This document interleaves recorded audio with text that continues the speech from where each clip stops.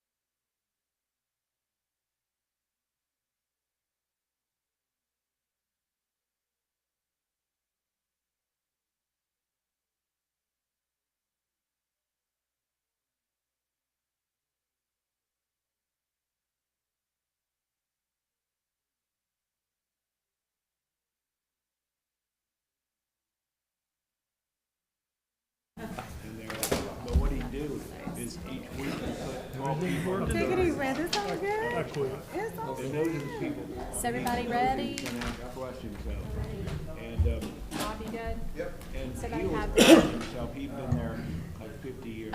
Just a reminder, I did hear from a couple folks that it was difficult to hear. So if we make sure we're leaning in and speaking, But anyway, so the week, I said I would try to do like a temperature check throughout to make sure they could hear back there. studio and all, but Friday we had class. So we're in there 2 days. So I got to Monday. Good evening.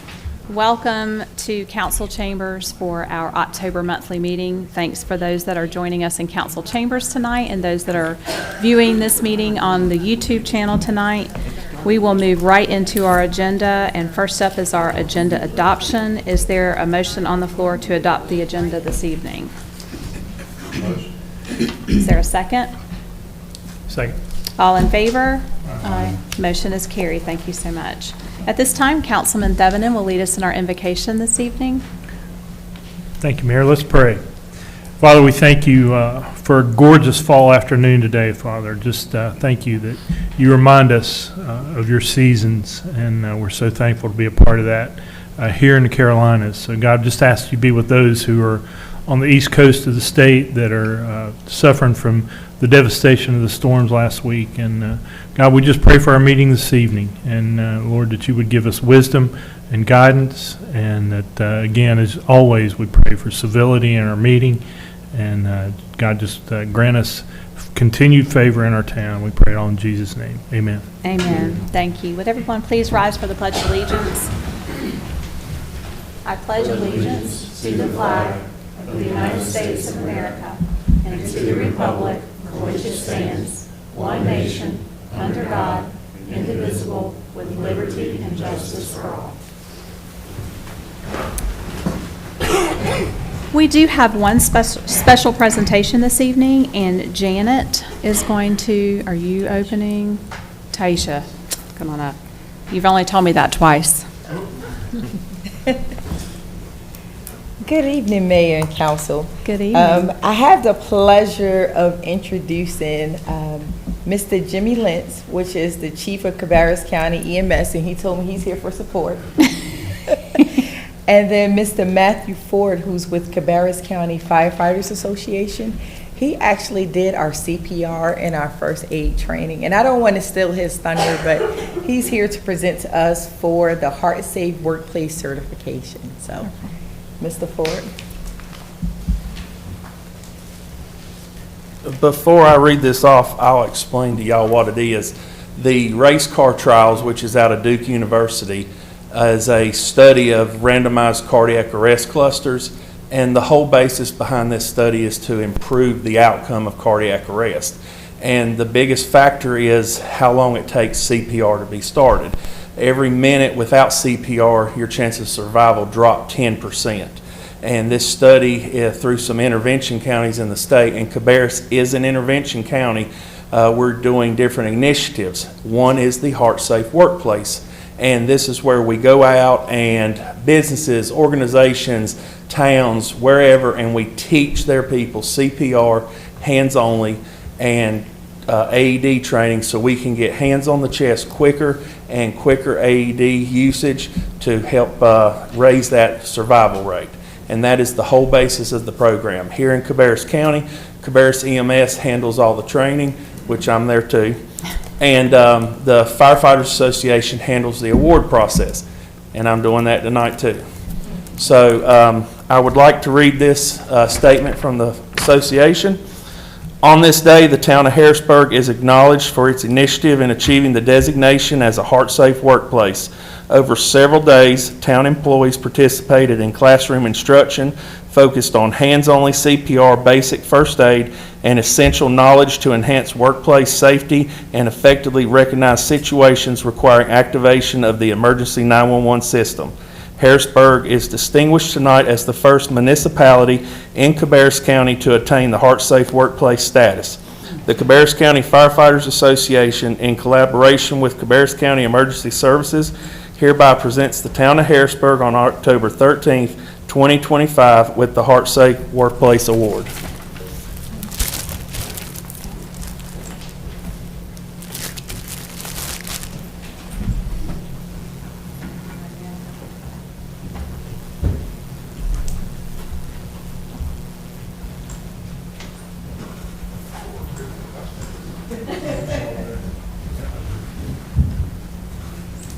Point out how tall he is.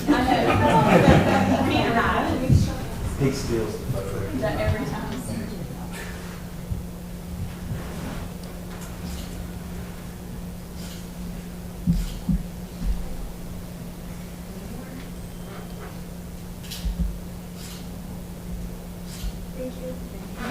Thank you all very much. Appreciate it. Thanks, guys. Here you go. That's it. It's very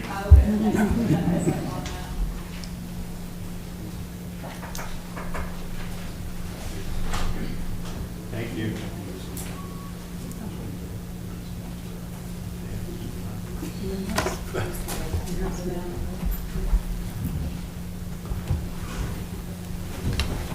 Tisha, I think you have one more special announcement.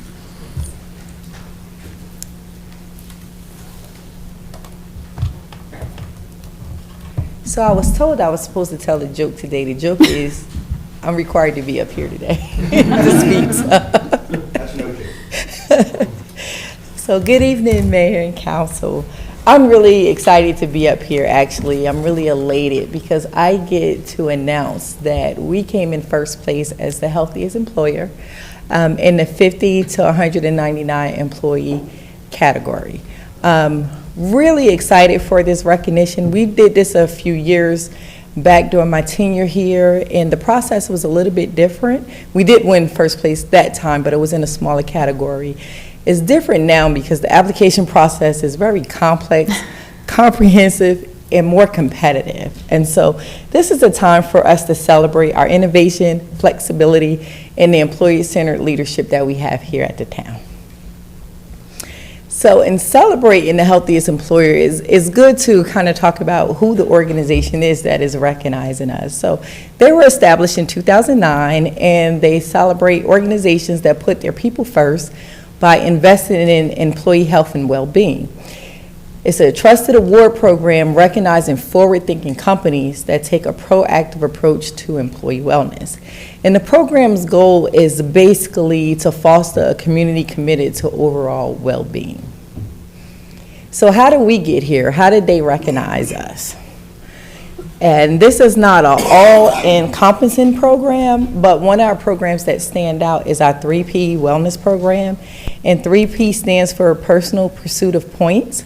We have a program that we encourage employees to take an active role in their well-being and engage in the activities that strengthen their mind, their body, and their spirit. They earn wellness points by participating in different activities, and once they meet a certain threshold, then they get a day off. And so you'll also see that we have 4 core dimensions of wellness. And this kind of encompasses the activities. So physical activities, we sponsor wellness walks, a few a year. We do quarterly on-site fitness classes. And we also have our partnership with the Y for gym membership. So those are just some of the physical activities. We do more, but I only have a certain amount of time to talk today, so I can figure out we condense it a little bit. The second core is our wellness exams. And we actually do annually a biometric screening and fitness testing here on site. And then we also encourage our employees to go out and get their wellness exams, such as their annual physical, dental exams, vision, skin checks. So that's another way that they can earn points as well. The third is brain power. We have a lot of lunch and learns about a variety of different things, how to recognize if someone's having a stroke, how to prevent diabetes, and just a plethora. We actually reach out to our employees and do a survey on topics that they're interested in. And so we're really excited about that, and each year we get different topics that employees are engaged in. And matter of fact, we just had our lunch and learn, and we probably had maybe 70 employees participate. Wow. So it's really, really engaging. The other thing that we do that will fall under brain power is our mental health first aid training. We've partnered with Atrium, and they've done that for us, and so that was really, really good. I mean, we all aware that mental health is a real thing, and so we try to concentrate and have our employees figure out signs from their peers, because they're the ones to know for themselves, their families, and the people that they work with. So, and then our other is general health, and that's for nutrition, for financial wellness. And so we kind of break it up in categories, and if you participate in some or you participate in all, you have a way to actually earn your points. My last under general health, which I like really much, a whole lot, is stepping outside of your comfort zone. That can be from jumping out of airplanes, so skydiving, to standing up here giving a presentation. So, you know, those are different things where you're just going outside of yourself and just doing something that you're not used to doing, but why not try it? So we give points for that as well. Now, what I believe skyrocketed us to #1 this year, without a doubt, is our unique and forward-thinking employee benefit. It's the first of its kind amongst public employers in North Carolina. I want to go on record and say just in general, but I'm just going to be modest and say public employers.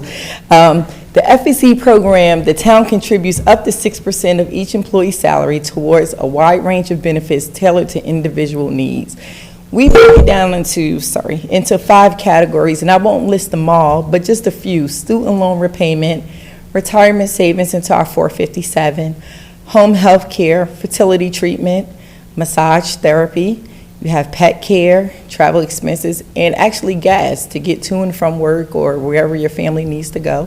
And then the last, I will highlight that a little bit, the healthcare assistance, where you can take your contributions and put it towards your flexible spending account, and also insurance premiums for your dependents to help bring that cost down, as well as worksite benefits such as voluntary life, voluntary accident, and hospitalization indemnity.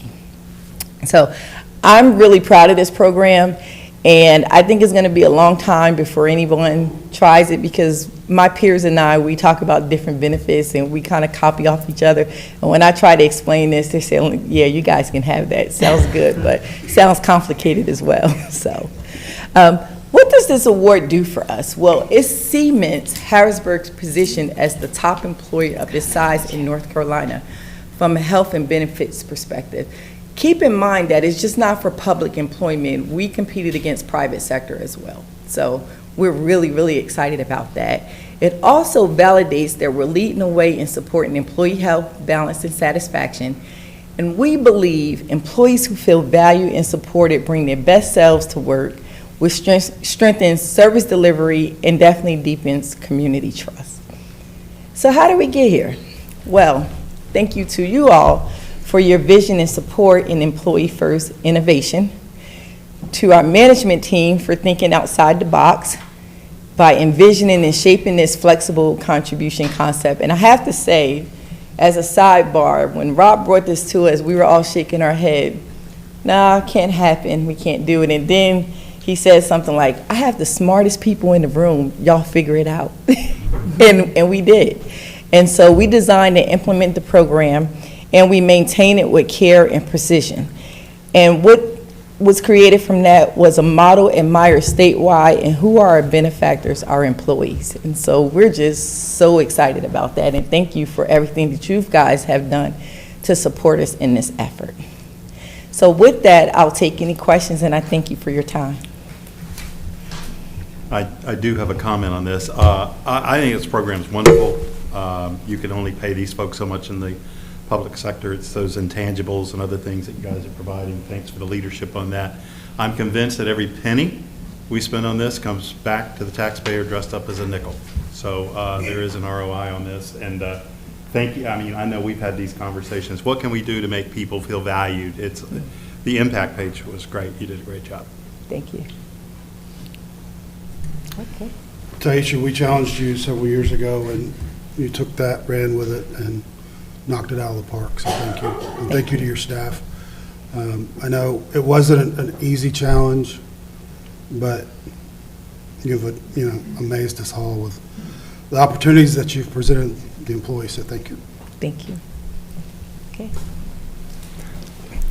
I'm going to tag two things on real quick. I will say, almost 3 years ago, the town council really challenged us really hard in this area, not just in benefits, but on, what do we do? I don't know if everybody here was on the board at that time, but we had done retention bonuses because at that time we were kind of hemorrhaging employees. And I said, what do we do to attract and keep our employees? And I don't know if you remember the first thing I said, which, well, you got to pay them. People, yeah. We remember. At the top of it, you got to have good salaries, which the council and us worked really hard over a couple of cycles on doing pay studies and salary adjustments, and we've seen that matriculate out through other organizations around us as well. But the second was, how do we do something different? You can only just pay salary so much. How do you make an employee feel valued? And I think our staff has done a great job, and I just want to credit council for pushing us really hard in that category. And I'll correct the quote because I remember it. Taisha and some unnamed people in the room said, no, we can't do it. We've talked to all the attorneys, and they said it just can't be done. I said, I've got a room full of really bright people. You'll figure it out. and so then they did.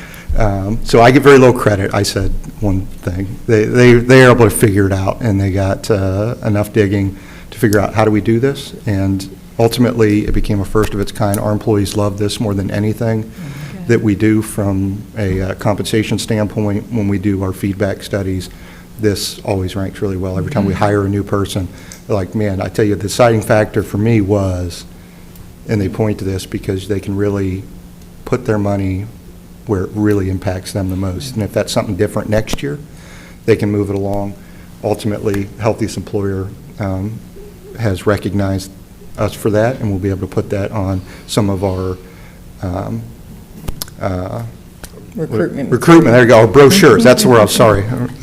Some of our recruitment brochures so that folks know that we are the healthiest employer in the entire state, not just in the region, not just in the public sector, but in the entire state of North Carolina, which is a big deal.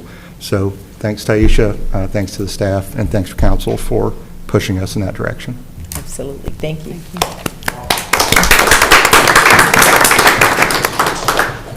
Well, I wish we could start all of our meetings off with two fun things like that. Next up, we have our public comments, and we did have a sign-up sheet outside. We do have one resident that would like to speak during public comment. Mark, I'll ask you to come on up and just state your name and address for the record. My name is Mark Monroe. I live at 6751 River Hills Drive in Harrisburg, 28075. Mayor, Council, thank you for letting me speak today. I appreciate the time. I felt like I needed to share some thoughts because I saw the ball fields and the artificial turf come up for tonight's agenda. And I don't know that enough time has been spent with regards to the amount of money that the town's going to be spending on that. Initially, during the budget meetings, Jim had proposed about 2.4 million is the estimated amount, and then it went to 2.5. And then I see in the supplemental agenda notes that it's actually almost up to 2.7, with some of that being credited back somehow or another with sales tax dollars. So I don't understand that, but you know, it slowly creeped up from low twos to almost $3 million. And I know when Chief Dunn comes up and we talk about fire trucks, we all get a big lump in our throat. And when we have these big paving projects, or we have to replace a few brush trucks, you know, we all get a little nervous because that stuff's really expensive. But those are critical things that we really have to have, and the whole town needs to have the brush trucks and the fire trucks. The ball fields are not really a critical infrastructure. And we already have very, very nice ball fields. And so, you know, I can't help but think that spending, you know, $2.7 million is a bit lavish and luxurious. I just don't understand how we really can kind of justify that with all of the inflation and all of the issues with the property reevaluations. You know, a fire truck could get burned up and we would have to replace it. You know, even if we didn't spend the money and we just put it in an S&P 500, it would get 10% a year, which would make us $250,000. So I just think that there's a lot better ways of spending that huge amount of money. And there hadn't been a whole lot of discussion about it. And there haven't been really a whole lot of people in the audience or the people talk about it. And it's just kind of gone low under the radar. And I figured this would be one last stab to share my thoughts on the record so that everybody knows that this is an extremely, you know, this is like 2 fire trucks, you know, 6 or 8 brush trucks. It's like repaving many streets and sidewalks. I mean, it's a very, very big project for something that's not really a critical infrastructure. So I've shared those thoughts before. I appreciate you allowing me to share them again. Hopefully I won't come up here and talk about it anymore. So thank you for hearing me out on that. Thank you. Thank you, Mark. Mark, you know, it's 3 years we've been working on that. I know you said there was very little conversation. 3 years is a lot of conversation. We've been at it before a few times, and I think Rob has a better story around how much, where we've come with that. I've been a big opponent for the last 2 of the 3, and I would just say that we've had a lot of serious discussion, and it's. I'll share one thought, and to your credit, I don't know that the artificial turf is a slam dunk. Right. I think that there was some discussion with regards to a lot of facilities pulling it out and not working out the way that they thought it would.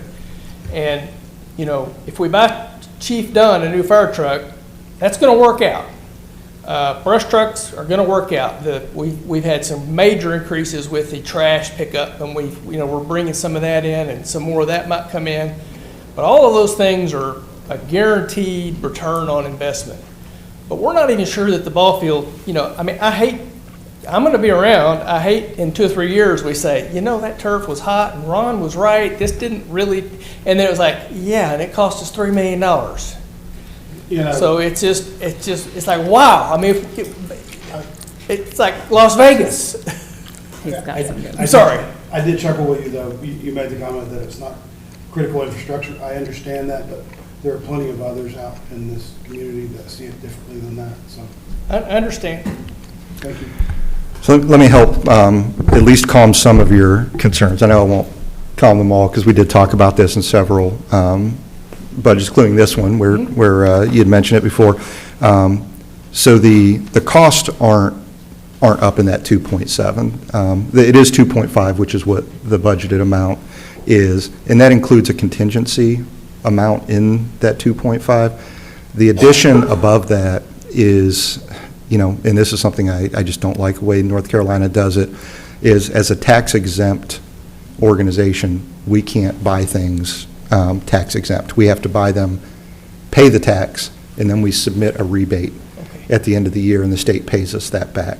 So what we didn't want to do was have a big expenditure like 2.5 budgeted and say you could spend 2.5 on fields. However, you need to reduce it by 7% tax, so you can only really spend like 2.3. So this gives us the authority to spend up to the 2.5, knowing that we'll get revenue on the back end of the 170,000-ish that is a tax. So that's really an accounting thing, but I just want to alleviate that. And then, Thank you. And then there are a couple of items in there that are ad alternates, and so the base level of turf is about $2 million, which is right around what Jim's saying. If you just get your bare bones turf, it's going to be about $2 million. In order to get the best bang out of their buck, though, I think you guys will see in Jim's presentation, and Mark, I think you'll like the presentation. Our staff spent an enormous amount of time really thinking this through on how do you get the best use out of it. And we have two big light pillars in the center that if those were moved out as part of this, they're going to dig all of this up. Feet of dirt are going to come out of the field. While you're in there, if we can relocate those lights to the exterior, now we've got one big, huge multi-purpose area that can live a lot longer than the current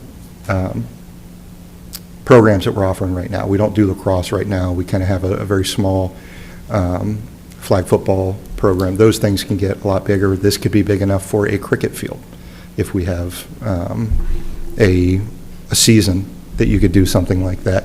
So I think as you get down multiple years and we start looking at our programming, there is an option for, very little, for like $100,000. Can we move those right now and not redo them later? That's built into this. Cool play, we've talked about the heat and stuff. That is also built into this. That's an adder. But all of that gets you around that 2.2.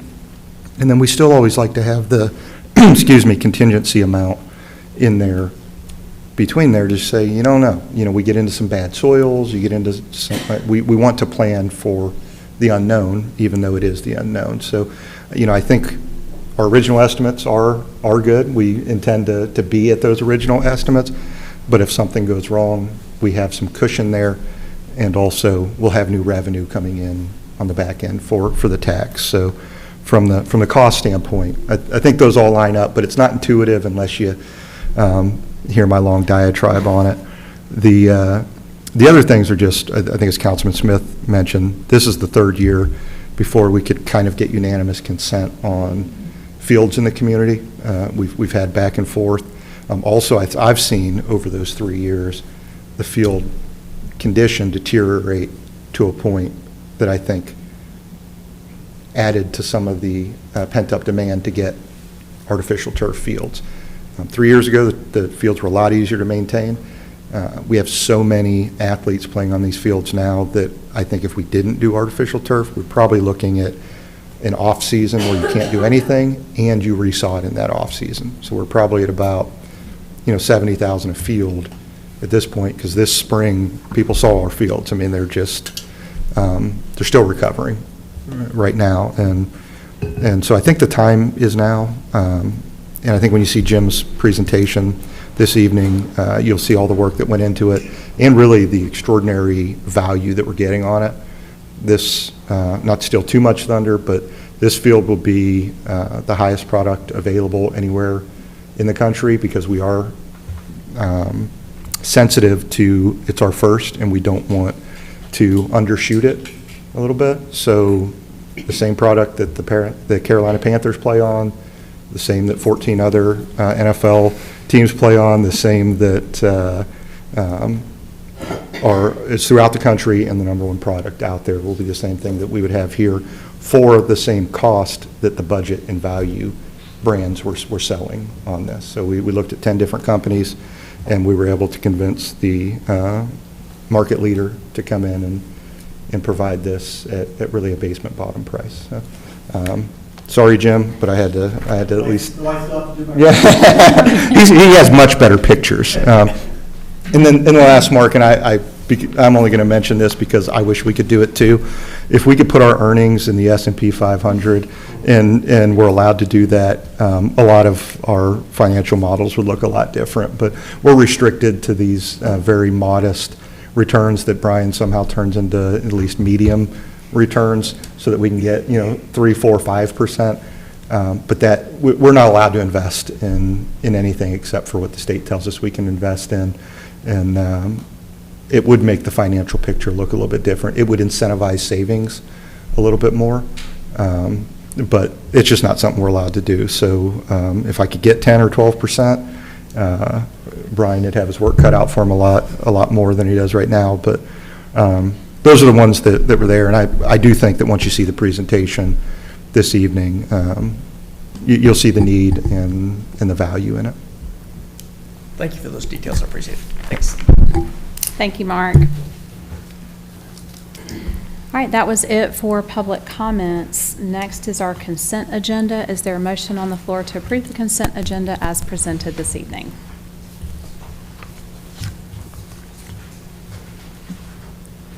Any motion on the floor? Is there a second? Second. All in favor? Motion is carried. Thank you. Communications, and we will start with our town manager. Thank you, Mayor. Good evening, Mayor and Council. A couple of quick updates for you this evening. Progress report on Veterans Park. We are on pace to open that by the end of the month.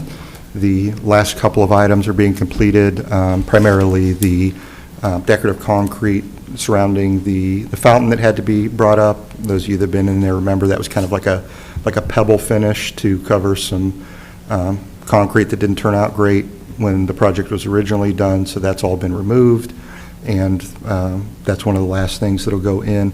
We would anticipate opening the park by the end of the month and doing a reopening ceremony just to let people know, hey, it's done, come check it out. We can kind of go around and look at the different elements that were added into the park, and then do a full rededication on Veterans Day in November. I didn't want to mix those two and take away from the Veterans ceremony with looking around at the different construction things there, and Jim will be putting out a program on the rededication shortly. The other project that we have in the hopper is the playground at Harrisburg Park.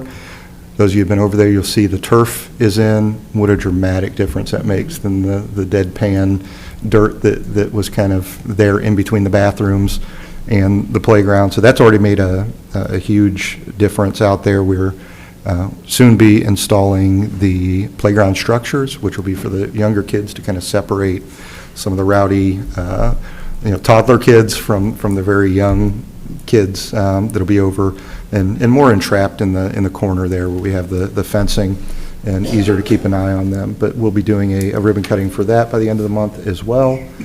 And last two things I had is everybody got an email request out individually for some feedback on the historic Far Mill site. So we've gotten all of that. We've compiled all of those summaries, and our next step is to meet with McGill for a concept plan and an estimate and a build out that then we'll bring back to the council probably at the next council meeting. We're going to try to get something there to move forward with so that we can bring a budget and a plan and a schedule, but certainly before the end of the year. And last but not least, we'll be putting out some communication shortly about all of the efforts we've been doing on our placemaking and our sign upgrades. You guys may have seen some of these around town, but on tonight's agenda, we have one of our final gateway signs, which is similar to the two signs that we have on 49, which will be on Rocky River Road as you come in adjacent to the Farmington, really the Chick-fil-A there, kind of a little bit closer to the county line, as well as planters. You may have seen some of our pedestrian crosswalks. John designed, built, ordered some planters there, and so we have some fall plants that we've put out, as well as upgrades to our wayfinding signs. We had kind of a dozen or so of those that were missing or damaged due to accidents over the years, and we've added some additional ones. The sign at the YMCA under construction, as well as the wayfinding coming into that site as well. And then we have designed, when I say we, I mean Lee Connor, has designed Welcome to Harrisburg signs, which are a takeoff of our gateway signs, a smaller version but similar elements. Can't wait to roll those out, but we'll be putting out some communication to the community just to remind folks of all the different things we're doing to identify Harrisburg and give people that sense of you've arrived in a different place and here's what that place looks like. That is all the updates I have for this evening. I'll take any questions if you have them, though. Any questions for Rob? All right, thank you so much. Next up, we have Brian Lee with our Finance Monthly Report. Good evening, Mayor and Council. I have your finance report as of the end of September. So tax collections reached 9%, and the general fund's overall revenue is at 16%. Those are shown in red, but not a concern at this point in the year. The water and sewer fund and stormwater fund are at 27 and 25% revenue collected, so they're both right on target as well. Departmental expenditures for operations are shown for the general government departments first on this screen, and all departments ranging from 18 to right at 25%, so no concerns across any of those departments. And the same for all remaining general fund departments, with Parks and Rec shown in yellow as we smooth out those original events. And then the enterprise funds, water and sewer and stormwater, are both at 21%, with both of their revenues at 27 and 25%. So really good results after the first quarter of the fiscal year this year. And salaries town-wide are at 23%, up 6% from last month. Moving on over to our projects, I have a couple to mention here tonight. The first is what Rob just mentioned with the gateway sign on Rocky River Road. So we have gotten that design completed, and the construction contract is on the agenda tonight. So with approval tonight, it will move into that next phase. This is a look at the Berg Church if you're flying over the middle school, over the two fields there. So we have a couple projects going on this site, and what you can see here is the parking lot that the Berg Church installed here. They did all the grading and brought in the material and did everything to produce this lot, and we shared in just the cost of the materials. But this one has kind of a two-factor benefit for us. The two athletic fields that are there below the middle school, we're using those for our athletics this year, and so we needed a place to park that didn't require the families to walk all the way from the school parking lots down to the back of the school. So this really helps us in that situation, and I've already seen it really full on a weekday night. Also, you can see the greenway running on the right side of the screen there. That comes from Camellia Gardens neighborhood, and it will eventually connect with another project that I'll speak about in a minute. We'll connect up to Hickory Ridge sidewalk project. And so we'll have a parking lot in the green area on the top right of this screen that will feed into that greenway. But the two parking lots in the greenway and everything kind of all correlate here and all work together to provide our residents with a lot of parking for both these fields and the greenway use. Moving on, we have two other projects that are taking a step forward tonight with your approval, and those both have presentations, so I won't describe them too much, but the pavement resurfacing contract for our Powell Bill program, as well as the artificial turf at Harrisburg Park. So we'll hear about both of those tonight. We had two projects that were completed. Rob just spoke about the wayfinding signs on the right side of the screen. So we had 9 replacements of those signs. And while replacing those with new poles and new signs and everything, we took the opportunity to make sure that the labels were all accurate and we were directing people to the right places. So an example of that is making sure we send people to the new YMCA location in the park instead of here to Town Hall. So you see an example of that sign there. And then on the left side of the screen, we've got the netting system at Stallings Park or Harrisburg Elementary baseball fields. And so this was a full replacement of all of those nets and an expansion into the area that you can see here, moving closest to the school, which was the only area that was left out of the original project. So you are pretty well protected from the flying baseballs now at those fields. This is a look at our multi-year projects in the design phase. So the first is the Main Street park improvements. That one has gotten off the ground and shows about 2% progress. The consultant held a conceptual meeting with the project team and has taken all those ideas and that feedback and created a couple concepts, which we're now leaving comments on, and then they will take all those, put them together for one main concept to enter the design phase with. The next is Hickory Ridge Sidewalk Project. We had the public input meeting in late September, so they've taken that and incorporated that into their design, and they have 50% design and engineering completed on that project so far. And next is the restroom facility at Holcomb Woods. A couple of us met out at Holcomb Woods recently with a few contractors and described what we had in mind, got some ideas from the contractors as well. And so we'll be collecting quotes from them this week and then should be able to turn that around and have a recommendation for you next month. And this is the project that is attached to the Berg Church that I was just talking about with the Back Creek Greenway and Trailhead. So the design and engineering has been completed, which means it rolls over here to our construction tab for the rest of the year. And so that shows 5% as we've got that contract signed last month, and so now that construction will begin pretty soon.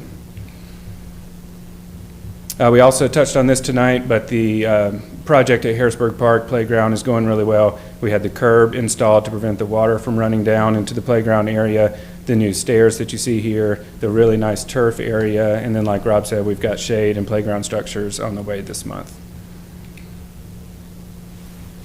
Lastly, our sidewalk project here on Stallings Road, Phase 2.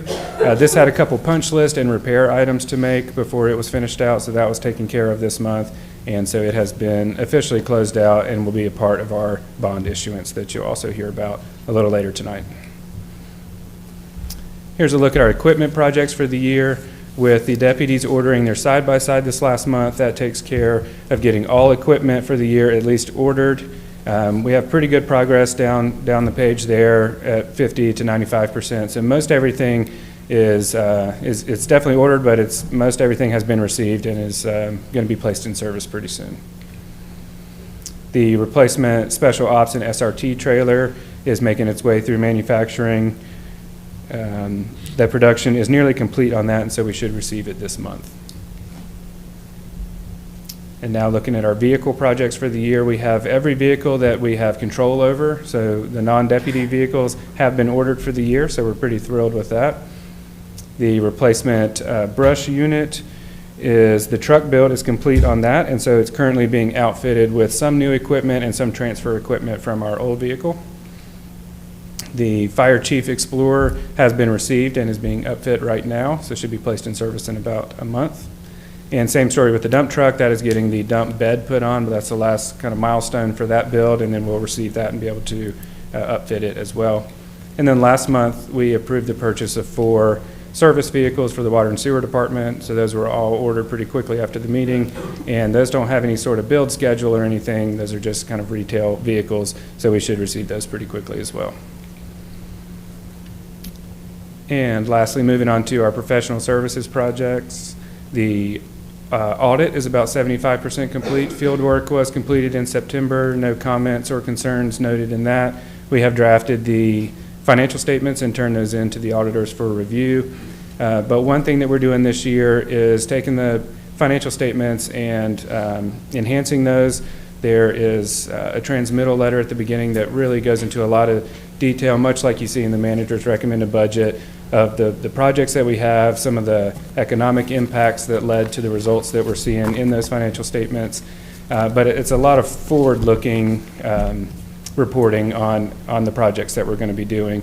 And then in the back of the financial statements, there's a lot of statistical tables and schedules that give you a lot more context into some real-life things in the financial statements that are a little easier to understand. So things like top employers in town, top taxpayers, equivalent full-time employees. So a lot of those stats that we look at during budget season now become an official part of the audit report. And by doing all this, we can submit our financial statements at the end of the year to the GFOA for the Certificate of Achievement in Excellence in Financial Reporting. And so we hope to do that this year and carry that on forward for many years to come. And with that, I will welcome any questions you may have.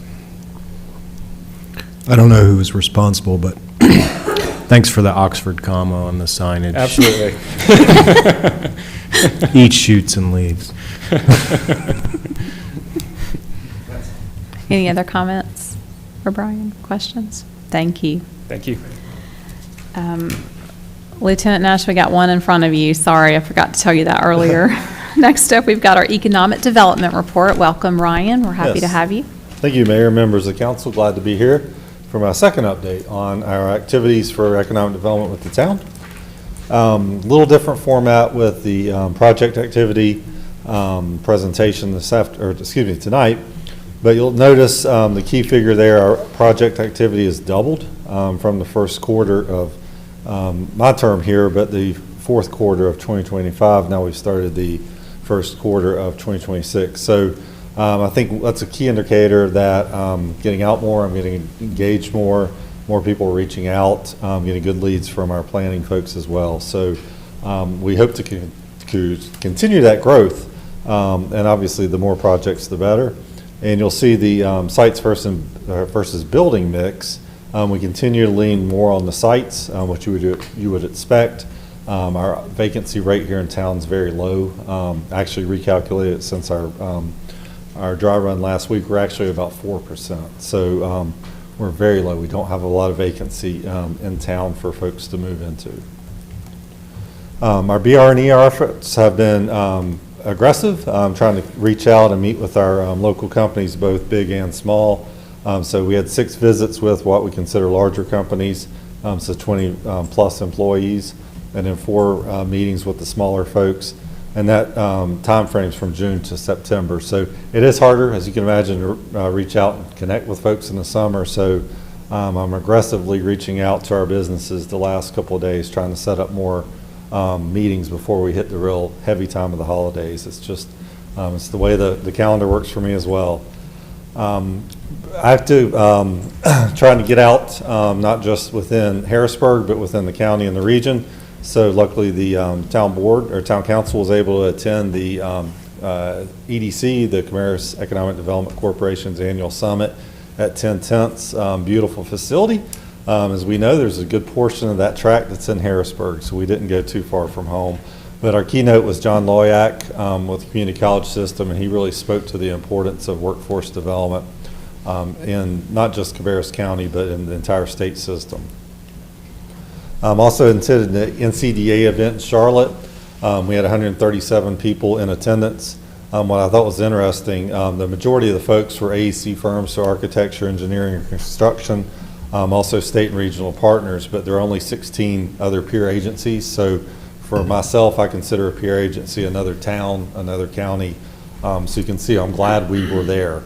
Actually rode to the event with a Harrisburg resident who runs a local civil engineering firm, so I was able to catch up with him for about an hour and a half in the car. So really good opportunity there to network. Also attended the IEDC annual conference in Detroit.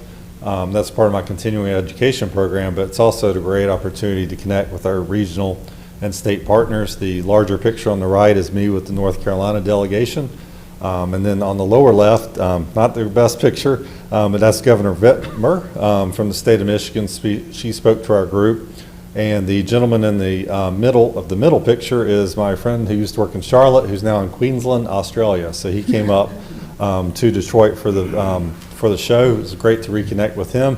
He does have an Australian accent. It's weird to listen to him speak now. It was very interesting. But he's a consultant, and he works projects globally. So it was a great opportunity to reconnect with him and other folks from around the globe. A big effort that's been underway from the town's perspective has been focused on site readiness. We know, as I alluded to earlier, we need to have opportunities for quality sites, quality buildings for businesses in town and outside of town to evaluate for expansion. So early summer, we initiated with the Duke Energy Site Readiness Program to identify the Moorhead West property in the northwest corner of the town, and to go through the process of evaluation with site selection consultants and civil engineers and other folks. Really, as you see on the bottom bullet, it's designed to be similar to a real corporate project. So they put us through the ringer. We had multiple town departments participate. We took them out on the site, as you can see, in the Parks and Rec side-by-sides. Rob and I, we point out, we did not get stuck unlike some other folks on the journey. We did a great job navigating our town vehicles. But we really took it the extra level. You can see here on the next slide, we had tents out for the consultants, so the folks who didn't go out with us, they were able to stand in the shade, not have to just stand out in the middle and have bugs on them in the sun. So we wanted to make sure they experienced the difference of doing business here in Harrisburg, and I thought it was well appreciated. Coming up on the 23rd, we're going to have our the final presentation to the key stakeholders. That will include the majority of the folks in the room. So they'll actually go through a technical site analysis. I've looked through some of the previews of that last week.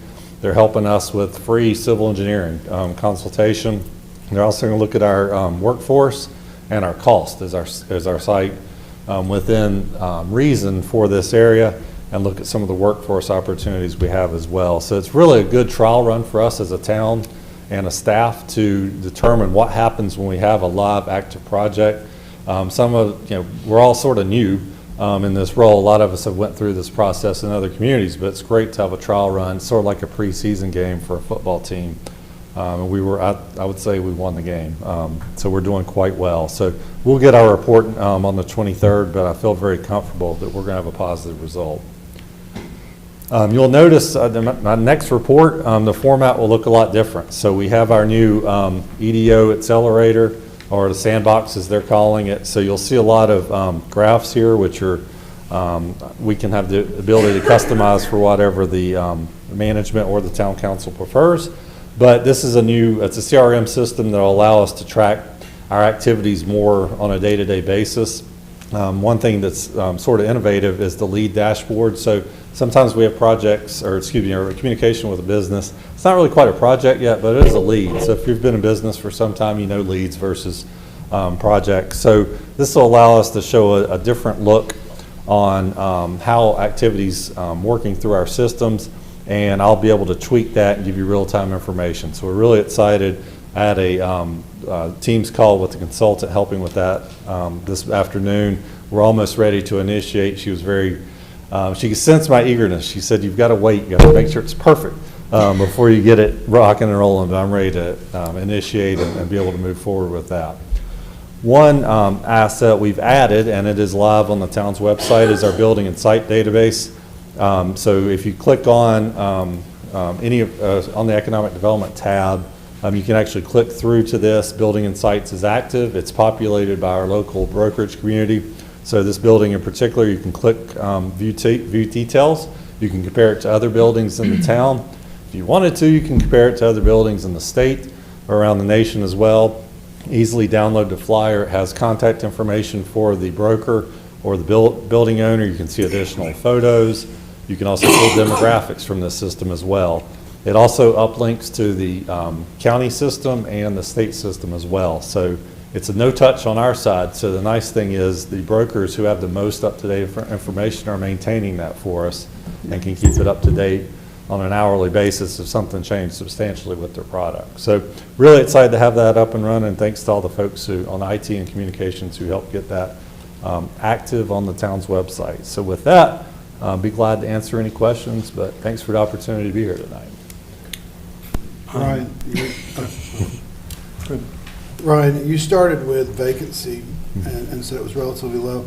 Do we have the capacity on that data to see it on a trend prior to you looking at it now? Do we have past trend, or is it just from this point going forward? That's a great question. Let me look into that and see if I can, because right now we have what's active currently, but let me look into that. That's a great question. I just been curious to see, Yeah. kind of where we've been like last 4 years versus where we are now. I'll Thank have to play with the data. Maybe, it's out there, I've just got to figure out how to make. No worries. Not access, so I'd be interested in that as well. Thank you. That's a good question. RFPs, RFIs, projects, when we don't get those, or channel goes dark, or they don't respond, do we still check back with them because things fall through, or it didn't happen, or we were the second place candidate? Right. Do we have in our CRM, a referral or a follow-up letter that we keep the channel open? Yes, that's one of the biggest challenges in our industry. So a lot of times you're eliminated and you never find out. So I have a internal clock where I go in and just say, all right, it's been a month, follow up, and I'll trigger, if it's at the county level, trigger them to reach out to the state. Sometimes they have the same questions, so we do respond. Now with the new CRM, you put once you enter a project in, you have a follow-up date that's set. I normally have a month. If I know something's unique with the project, I may bump that out, but that'll trigger and it'll say, hey, Ryan, dummy, get to work. Reach out and find out what's happening. So it is automatic in our system, but that's the biggest challenge because companies will go silent and you don't hear from them. Occasionally they do circle back and you can reactivate the project. But Well, as part of that process too, why we didn't get it. Yes. Hey, can I ask you didn't have enough land or, bad atmosphere or access to transportation or Right. something that'd be helpful to know. And what I always tell folks is we're being evaluated right now. So someone could be looking for a 200,000 square foot building with 36-foot clear space. We don't have that. So we're being eliminated at that research level, at that high level, exploratory level, at someone's laptop, maybe on a plane. So we're being analyzed 24/7. So now it's a little easier because once they drill down and say, okay, we have interest, we know we probably have a real estate play for them, but that is the hardest part, determining what can we do to check a lot of boxes. I've presentations to like civic groups always talk about the funnel. So when you talk about, this traditional sales funnel, but a lot of the boxes that are checked, we have nothing to do with, like access to an international airport. We can check that box. If a decision maker with the company is an MLS fan, we can check that box. If they're an MLB fan, we don't have a team. So it's little things like that where you're just checking boxes, and sometimes, unfortunately, we don't have all the opportunities. But that is the hardest thing, is trying to determine why we were eliminated. And sometimes you never know. Sometimes people are really upfront and they're like, "Well, your site's too expensive." Okay, thank you for the feedback. Any other questions for Ryan? Thank you so much. All right, thank you. Captain Nash with our law enforcement update for the month. Welcome. Good evening, Mayor, Council. I will be evening. short and sweet tonight. I just have our stats for us. For September 2025, law enforcement-related activities, we had 4,776, security checks, 2,067, traffic stops, 1,501, and yes, that number is correct. And our non-emergency response time was 6 minutes and 13 seconds. So again, for us, no news is good news, and that's all I have for you tonight. Any questions? Any questions for Captain Nash? I do. Can you go back to your slide? Is that traffic, I don't remember from last month, is that trending up or down or steady, that 1,500? The traffic stops, that's the highest I've ever seen. Okay. By far. And that's by Definitely. design? Yes, our traffic unit is fully staffed now, and I have some great traffic officers on there. I think having our 4 sergeants helps. Our 2 new ones were traffic guys. I think they're good at motivating their team. And then also our crime reduction unit are doing a lot of traffic stops. So just everything coming together, and the numbers are going up. Perfect. Do you have any updates on just before our last council meeting, there was a drug bust of some sort that they weren't able to tell much information at that time? one Several that- kilos? I don't have any further information on that. That's something that they're still working. It was like 10 kilos of methamphetamine. When they get something like that, they continue to work leads, and if, this person talks and try to get to the bigger fish, but I don't have any updates since then. Thank you, Captain All right, Nash. thank you. Next up, we have Chief Dunn with our fire report for the month.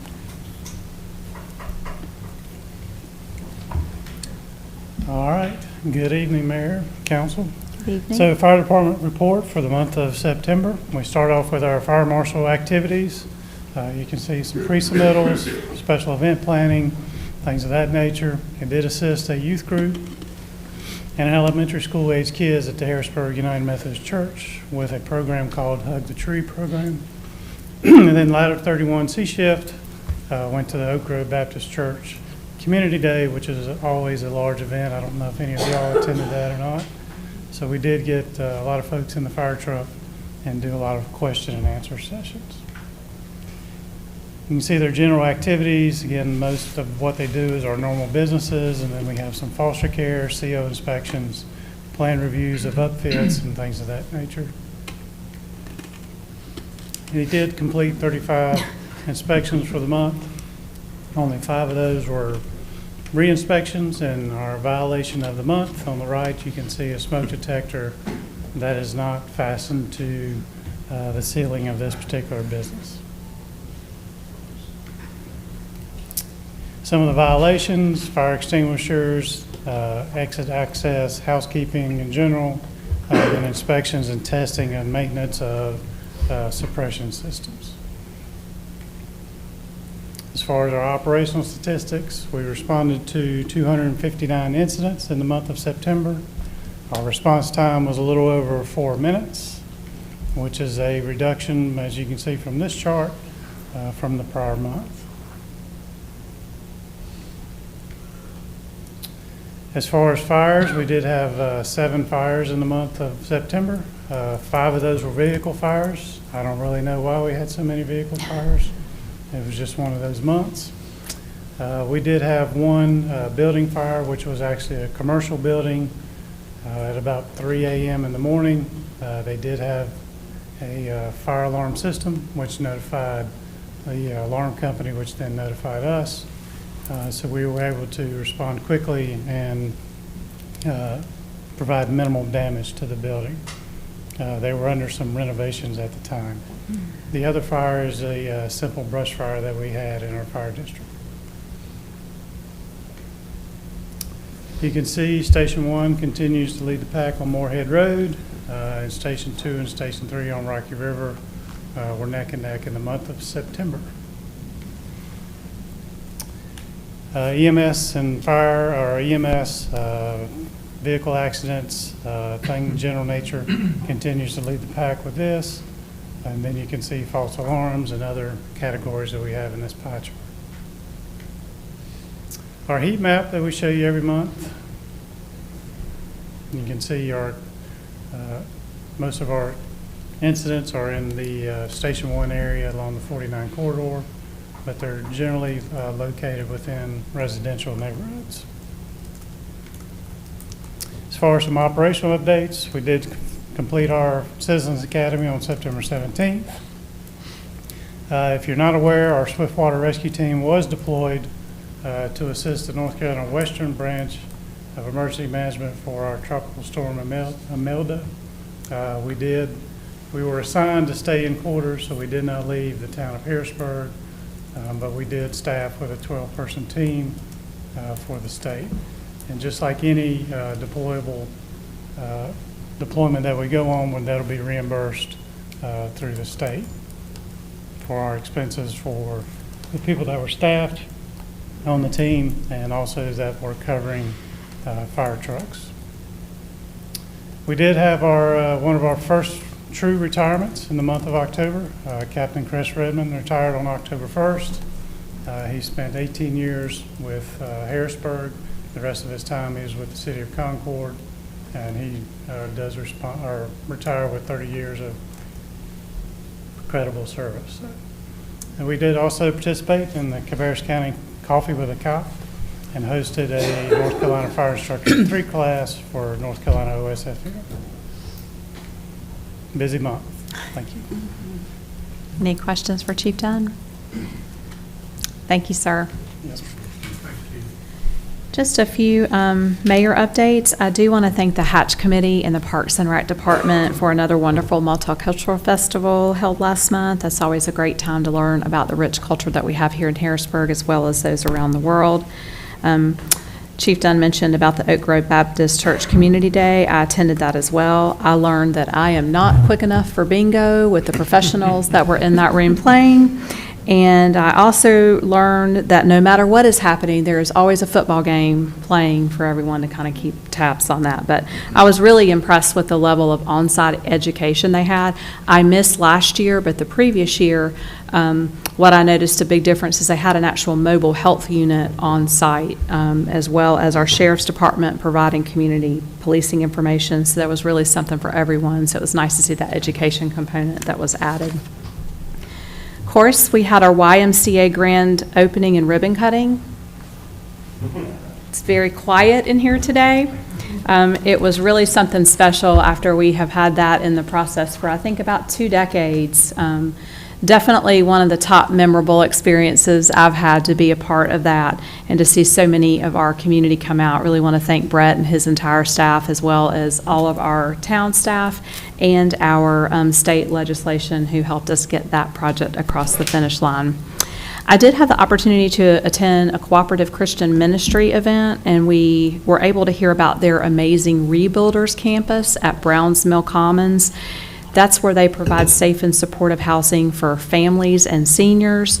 It's also a collaborative space for nonprofits and will serve as a wellness hub. It's actually a really cool design. I would love to see more of those pop up. As you can imagine, there is some fundraising efforts to get that completed.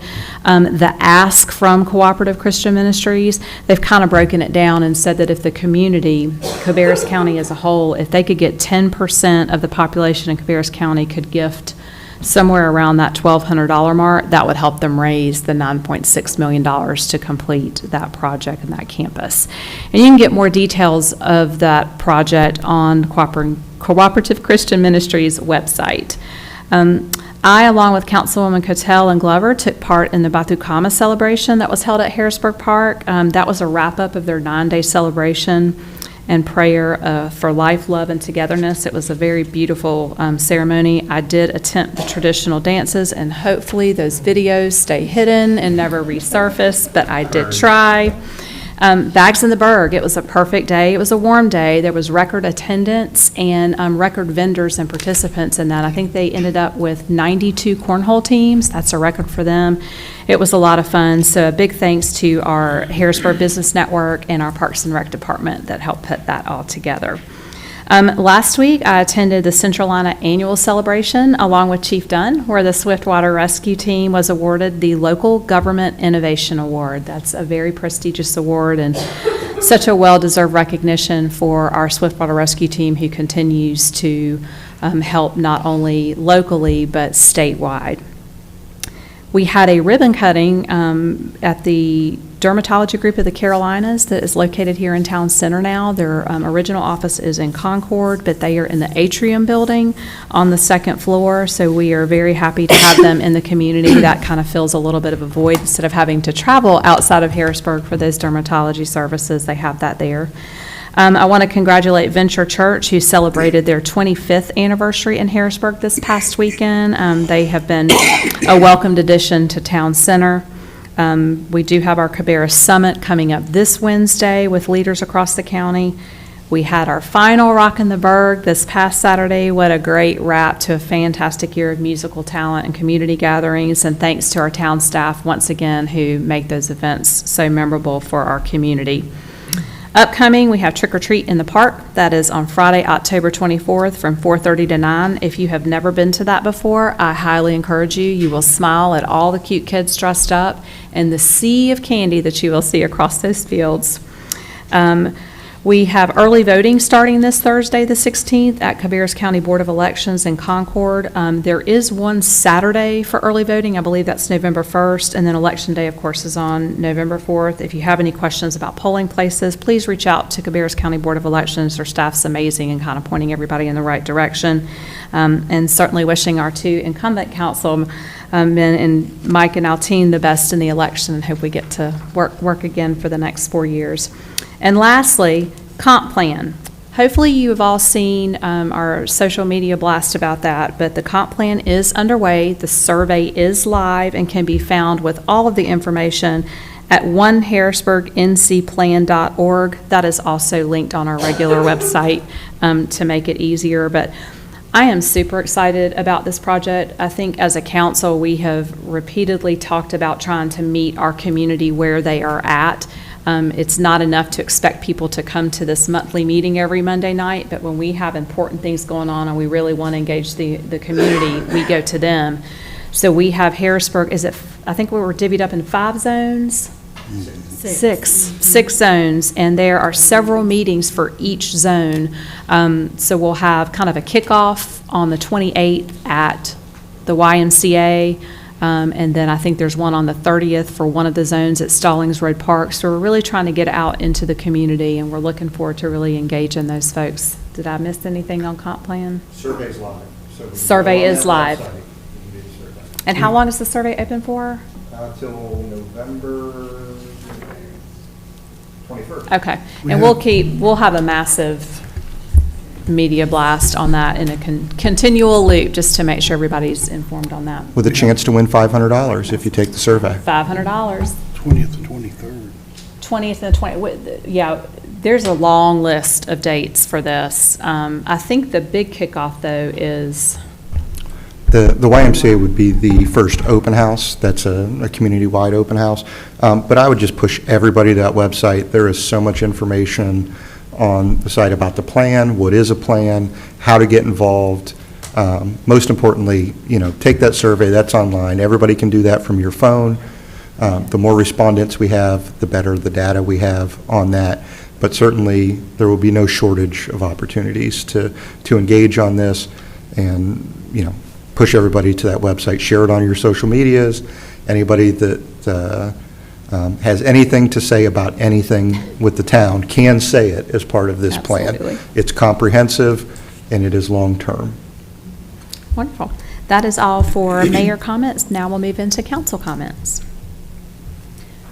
So as the mayor said, we had our first Hatch, our multicultural event in September, but I think it was significant because it was the first year without having Jeep at the event. It was. And I think we were all a little bit nervous about how that was going to go, but I'm really excited about the Hatch committee members, the new ones, who established their own means of figuring out like what went well, what didn't, and pivoting, for next year. So that's going to be pretty awesome. And so, as you're aware, I hold a seat on the Board of Trustees for Risk Management Services, and we had a retreat last week. We spent quite a bit of time with presentations around FEMA and high flood hazard areas, and understanding that the scope of FEMA now it's no longer, any opportunity we get to say yes. It's been the most restrictive way, so we want to make sure that what we're doing, how we're practicing, is absolutely from that angle of, okay, what would make them say no?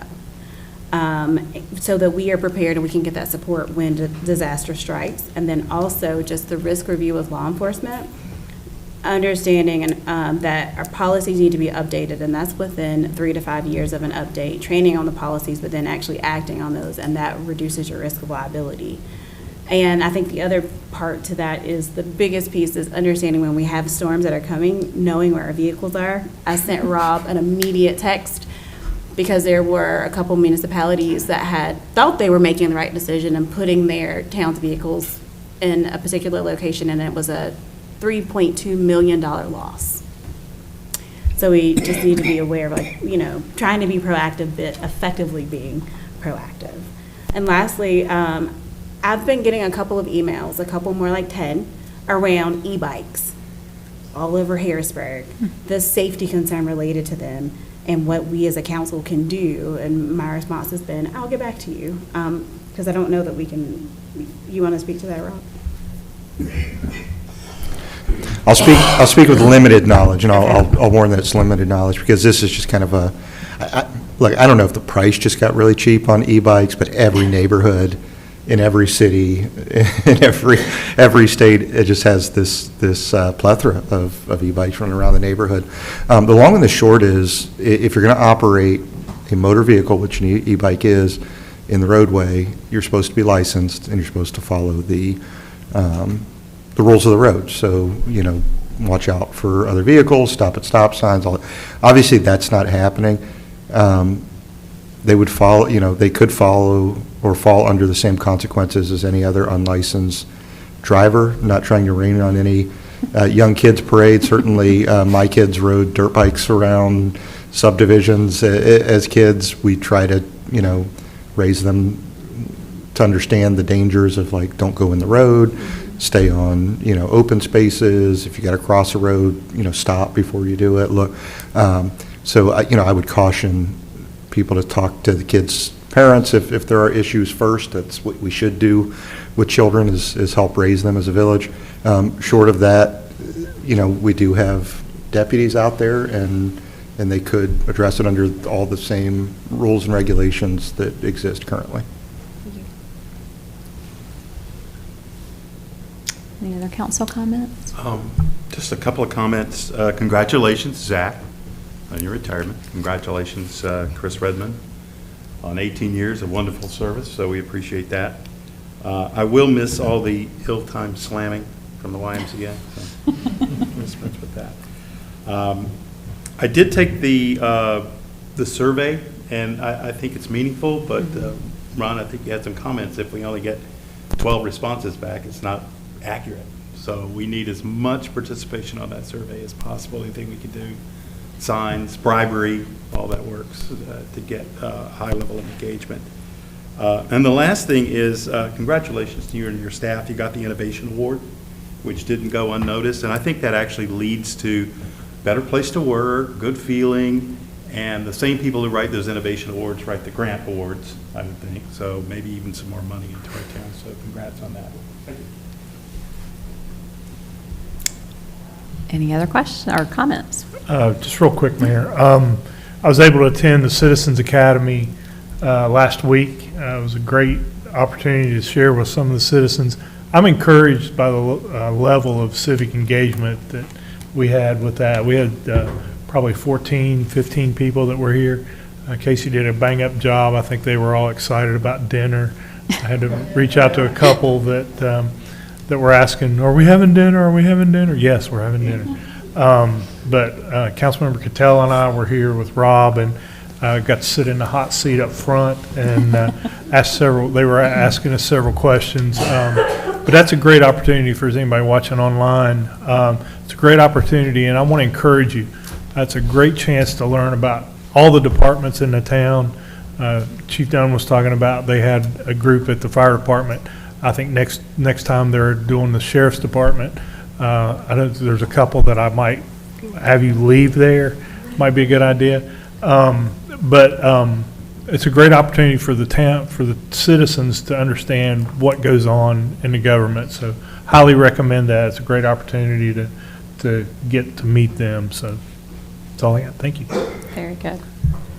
All right, thank you. Next, we will move into our public hearings. We do have 2 this evening, and Zach is going to start with the first presentation on, I believe it's the annexation.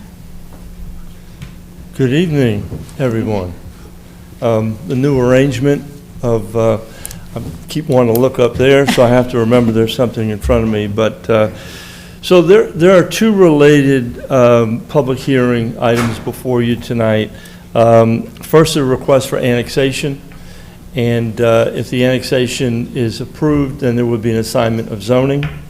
Both items will be addressed individually, but then we will look to have a decision that will address both of those after both public hearings. Obviously, if you approve the annexation, then we will assign zoning. If you don't approve the annexation, then we don't need to assign zoning. Staff recommendation is that both items be decided on tonight rather than needing a second meeting. And again, we'll get into the annexation first, and then we'll deal with the rezoning. So this property is located on Pitt Road, and I'll show you where that is in just a second. The purpose of the request is to receive town utility services, and the action requested of town council is to conduct a public hearing and approve the request to annex following public hearing for the rezoning of the property to be annexed. Staff recommendation is to conduct a public hearing, approve the annexation by adopting the annexation ordinance. And again, the action is recommended for this evening. So here's a location. Here's Moorhead Road, and you can see this little pizza-shaped parcel right here at the end of Pitt Road, which is just off of Victory Lane. You can see all of the sort of light purple around the parcel is town of Harrisburg and zoned town of Harrisburg. Here's a little bit better visual. You can see how close it is to the track. And I will point out that this is a relocation of the Ford Performance Racing School, which you can see right there, to right here. And so that will occur, and in conjunction with that, this parcel is proposed to be annexed to enhance the operation of the performance school. There's just an image showing the tax parcels, and you can see that vacant parcel, which will be joined together with the existing building right there. We do have an annexation agreement with Concord, which was approved back in May. And under that annexation agreement, there are areas we can annex and there are areas that Concord can annex. This parcel is within our annexation zone, and so it is appropriate under the annexation agreement to consider that. So now to the fun part. The annexed 1.9 acre parcel will be merged, or is to be merged, with the adjacent new location of the Ford Performance Racing School, which is relocating from Concord. Very exciting. This will offer both on-track and classroom instruction for all skill levels by trained professional instructors. And I'm thinking, Chris, I might need to get in my retirement a Ford something. You're not a Chevy guy. Well, I might just have to, do this. And so our recommendation, staff finds all the standards have been met to support this non-contiguous annexation petition pursuant to the general statutes, North Carolina 160A 58 1B, and also our recommendation is town council approve the requested annexation petition for the subject parcel. Action again requested is conduct a public hearing for annexation and consider a motion to approve the annexation following the public hearing for the rezoning of the property to be annexed. And so with that, I will answer any questions, and then we can move forward into the public hearing portion. So just so y'all know what's happening, we will have a public hearing for this portion, then close public hearing, and then Zach is going to present the rezoning. We will open that up for public hearing, close it, and then we will take a vote on both. Are there questions before we open it up for public hearing? Just the usual, this doesn't require a lot of services from the city or any preferential treatment or anything. This is more about just redrawing a small sliver of land and making it make sense. Is that right? This is one of Ryan's gets, I think. Okay. So the bar chart just went up. This is, so that's, no, exactly. The road's there, the utilities are there, and this is a great opportunity to. Who do we tease in Concord that we're stealing the Ford Performance? I'm going to leave that up to Rob. Racing school. They don't pay attention to the teasing, but Lloyd bring is it up in the who summer. I tease. But Okay.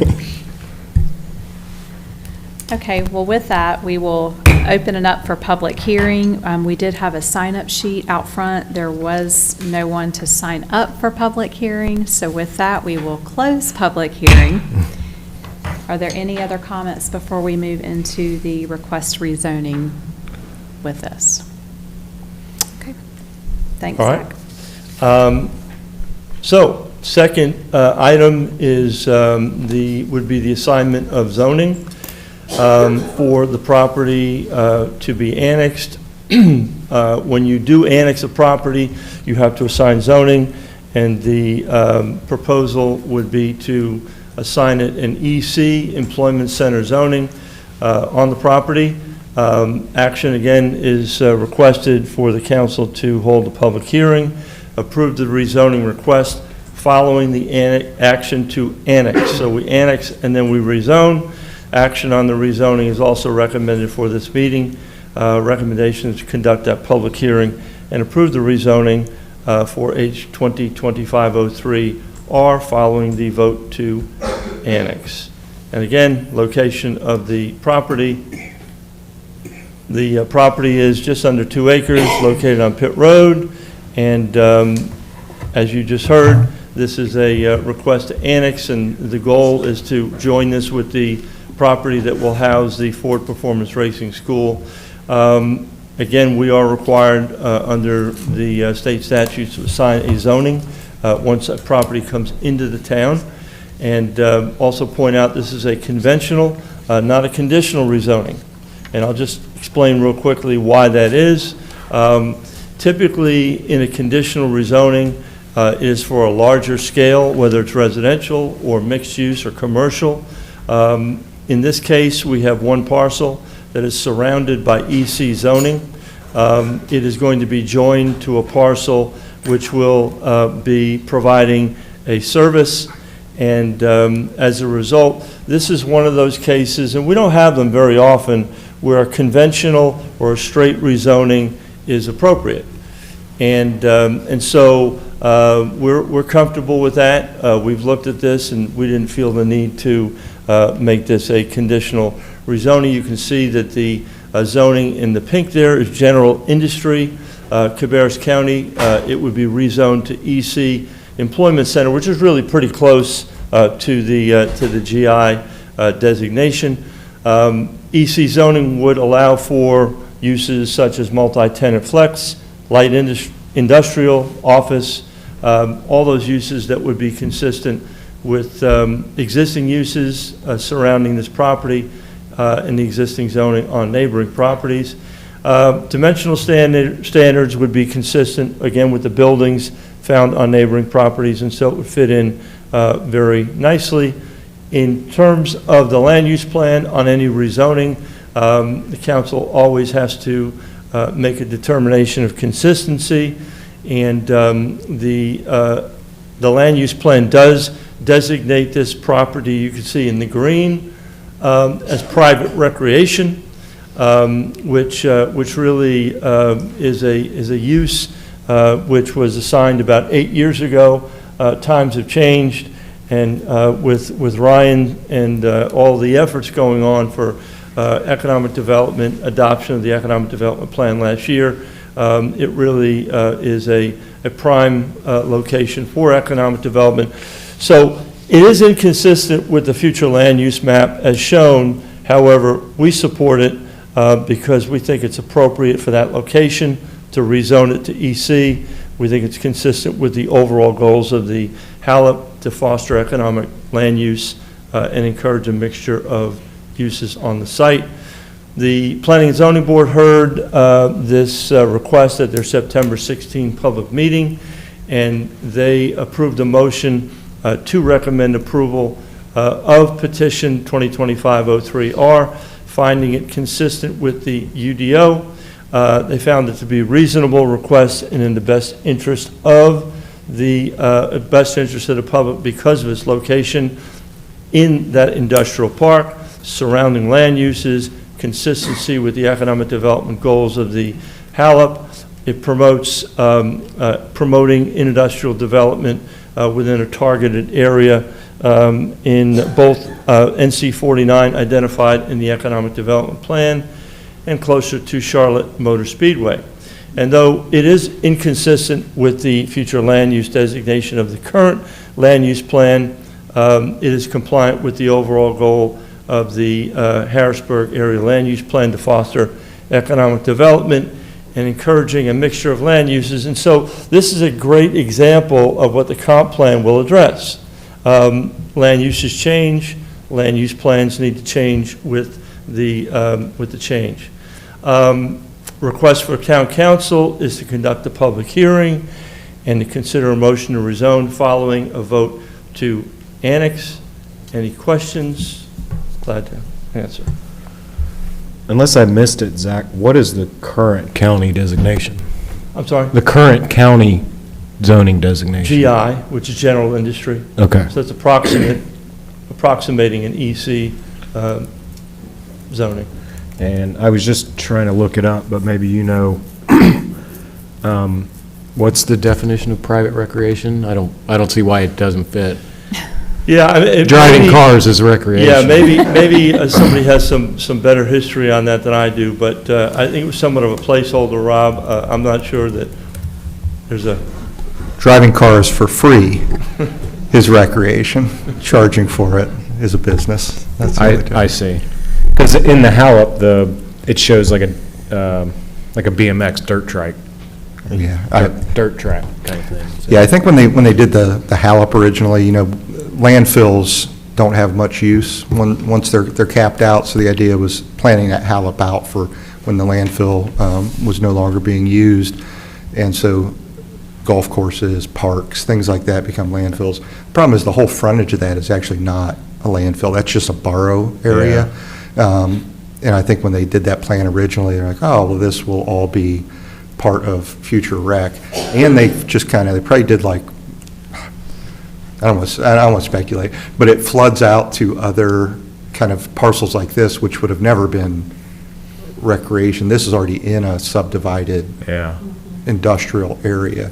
I could see maybe up to the property line, but this would have never been recreation. But I would anticipate our land use under the comp plan that we're completing now to reclassify all of that frontage as industrial, as you see what's going on with the 10 tenths, what Ryan brought up this evening with the stuff in Moorhead West. This is all kind of combined into that area of future industrial and commercial development.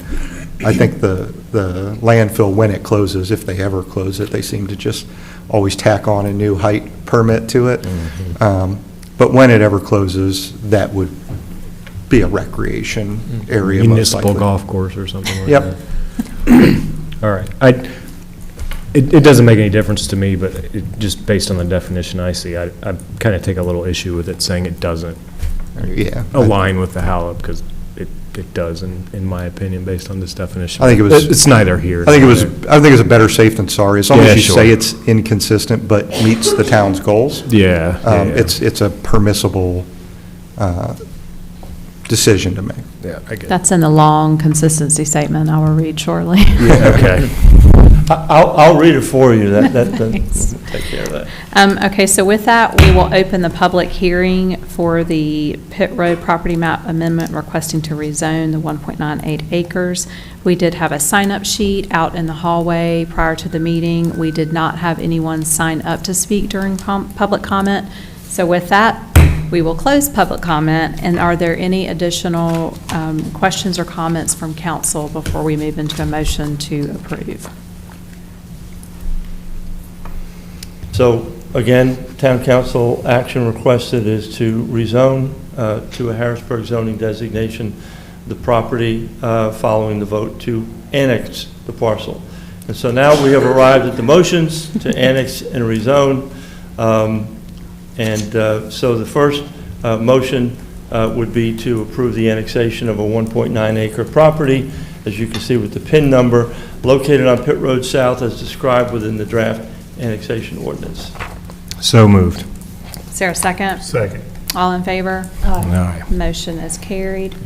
And the second motion would be to approve H 2025-03R, Pitt Road South map amendment, request to rezone the property to Employment Center and make the required findings as presented. So moved. Second? Second. All in favor? Aye. Motion is carried. Thank you. So I will gladly read this as That my would be fantastic. last appearance Is that the before parting? you all. Is that the parting gift? Yeah, that's it. So the, every rezoning's got to be accompanied, as I said, by a statement of consistency. And so the motion to approve the following consistency statement, where town council would find that this map amendment is consistent with the applicable common decision criteria found in Section 145.0107, and specific review criteria within Section 145.0303 of the UDO, and the following findings. The proposed project is a reasonable request and is in the best interest of the public because of its location within an existing industrial park, surrounding land uses, and is consistent with the HALOP Goal Economic Development 1 that promotes maximizing potential industrial development opportunities within targeted areas along NC 49 and closer to the Charlotte Motor Speedway. And although inconsistent with the future land use designation of the HALOP as private recreation, it is in compliant with other goal of the HALOP in the areas of fostering economic development and encouraging a mixture of land uses. Fantastic. Is there a motion on the floor to approve the consistency statement as read? Motion. Is there a second? Second. All in favor? Aye. Motion is carried. Thank you, Zach.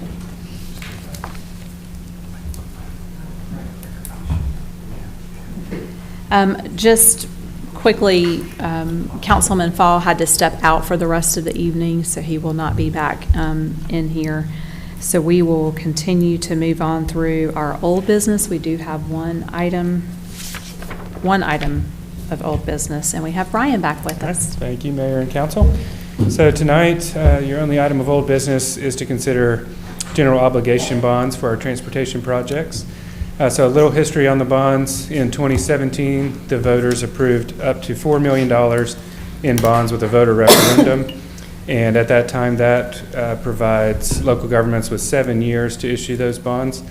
So in 2021, we issued $1.65 million, which consisted of about $1 million in street resurfacing and about $550,000 in various sidewalk projects along Caldwell Road, Harris Depot, Hickory Ridge, Stallings, and a couple other spots throughout town, and then about $100,000 of issuance cost in that debt. So that got us to the 1.65 and left us with $2.35 million to issue in the next couple years. As we were coming up on the deadline in 2024, in November 24, we did approve the authorization to extend that bond authorization for an additional 3 years.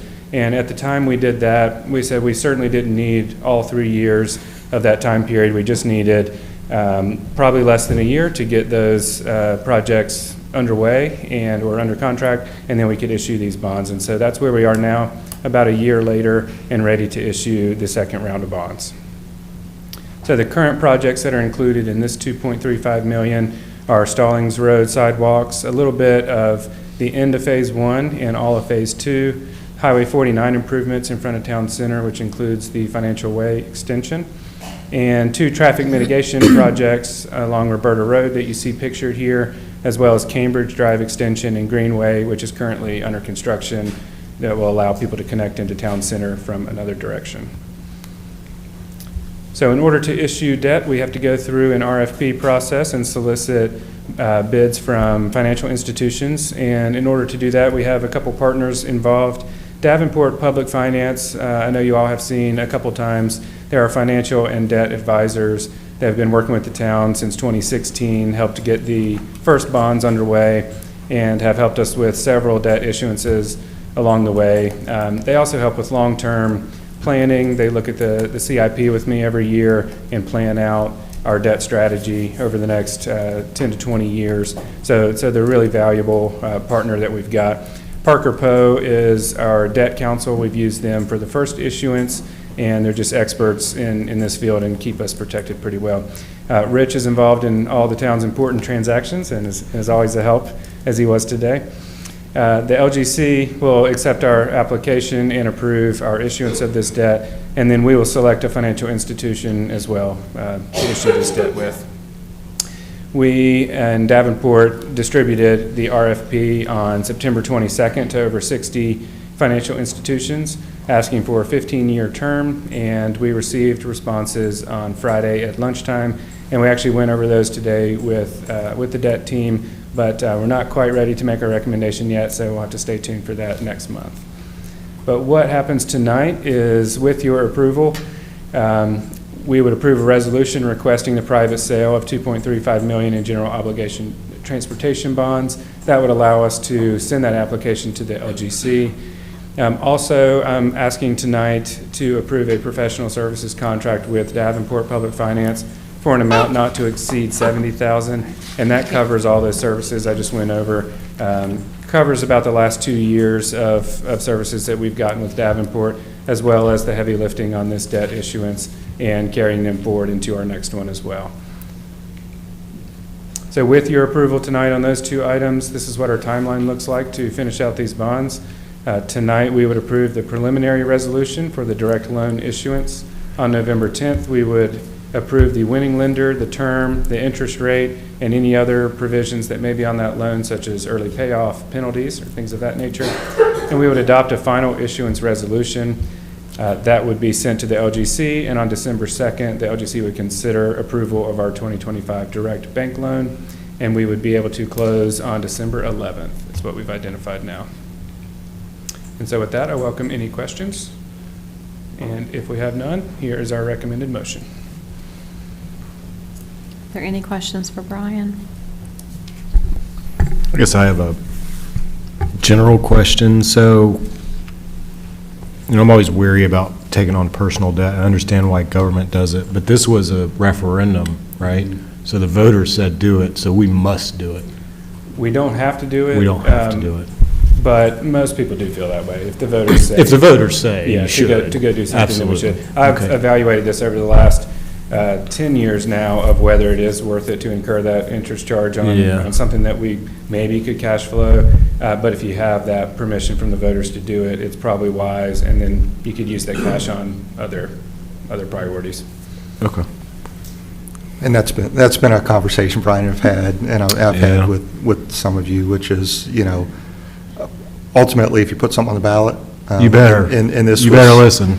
Yeah, and this was, back, Brian said 2017. It was the same time the Parks bond was put on. They were put on as a joint bond referendum. Parks bond failed. Transportation bond passed. Well, except they went and borrowed the money for the park anyway. So they didn't listen to the voters. But when I got here in 2022, I did have, this on our agenda of do we issue the remaining debt or do you not? And just as a rule of principle, if the voters say do something, you should. We should do it. Yeah.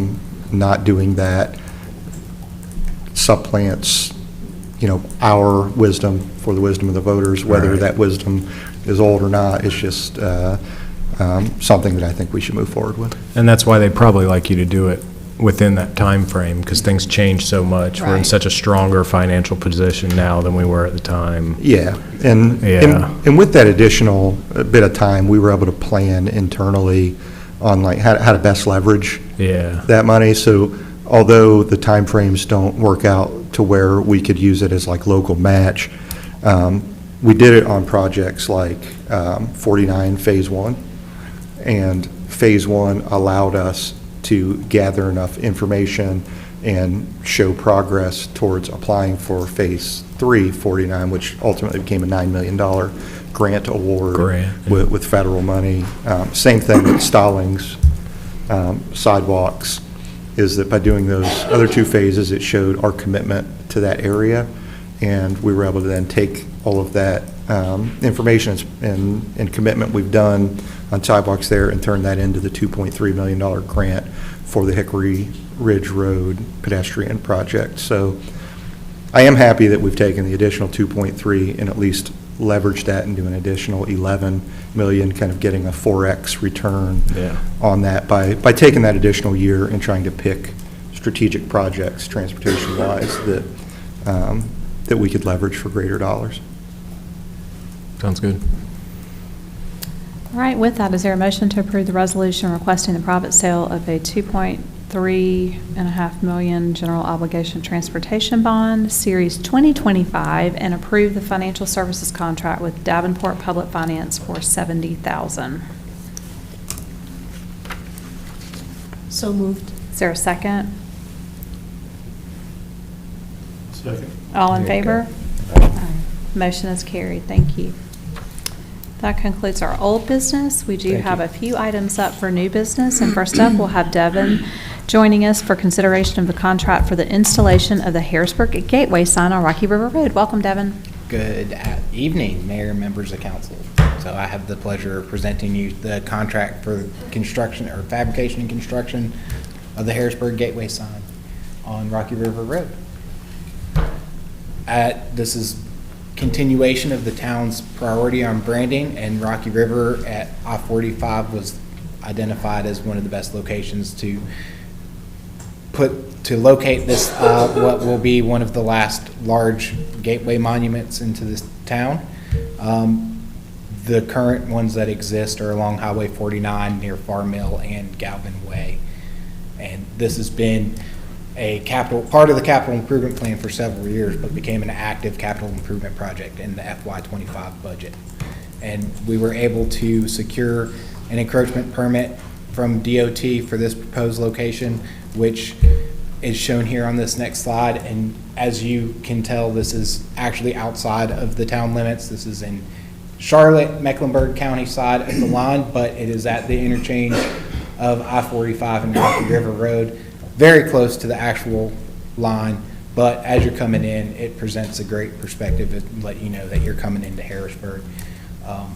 And then the sign location, or the sign size of the sign up there is given. Those are rough dimensions. This is going to be very similar to the size of the one in Farm Mill, not Farm Mill, excuse me, the Galvin Way one, which is the smaller of the two signs. Those dimensions may change by a few inches here or there, so don't take those as gospel, but that is very close to what it will be dimension-wise. The fiscal impact of this contract is $91,217.72, and this was originally budgeted at a total of $150,000 for the whole project. We have encumbered $13,500 of that for the design with Bizzle Design, which is complete, and we have the approved plans. The fabricator will make structural plans, but the design is complete. And if this is approved, we'll have roughly $45,000 to complete the landscaping around the signs. I did get the first quote for the landscaping to emulate what is close to the Farm Mill and the other signs, and we are about 1/10 of that. So we're sitting pretty as far as what's remaining for landscaping. We should be good to go there.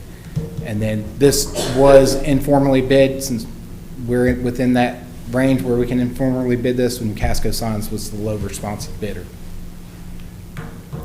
And with that, I will take any questions you may have. How did that compare to cost of previous signs? Or was that still within? The last one was in 2016, and I believe it was roughly 67 total, all in. So that's a pretty good line there. Thank you. Any other questions for Devin?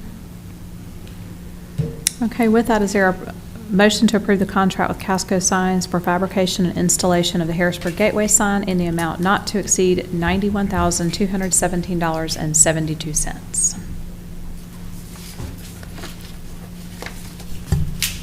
So moved.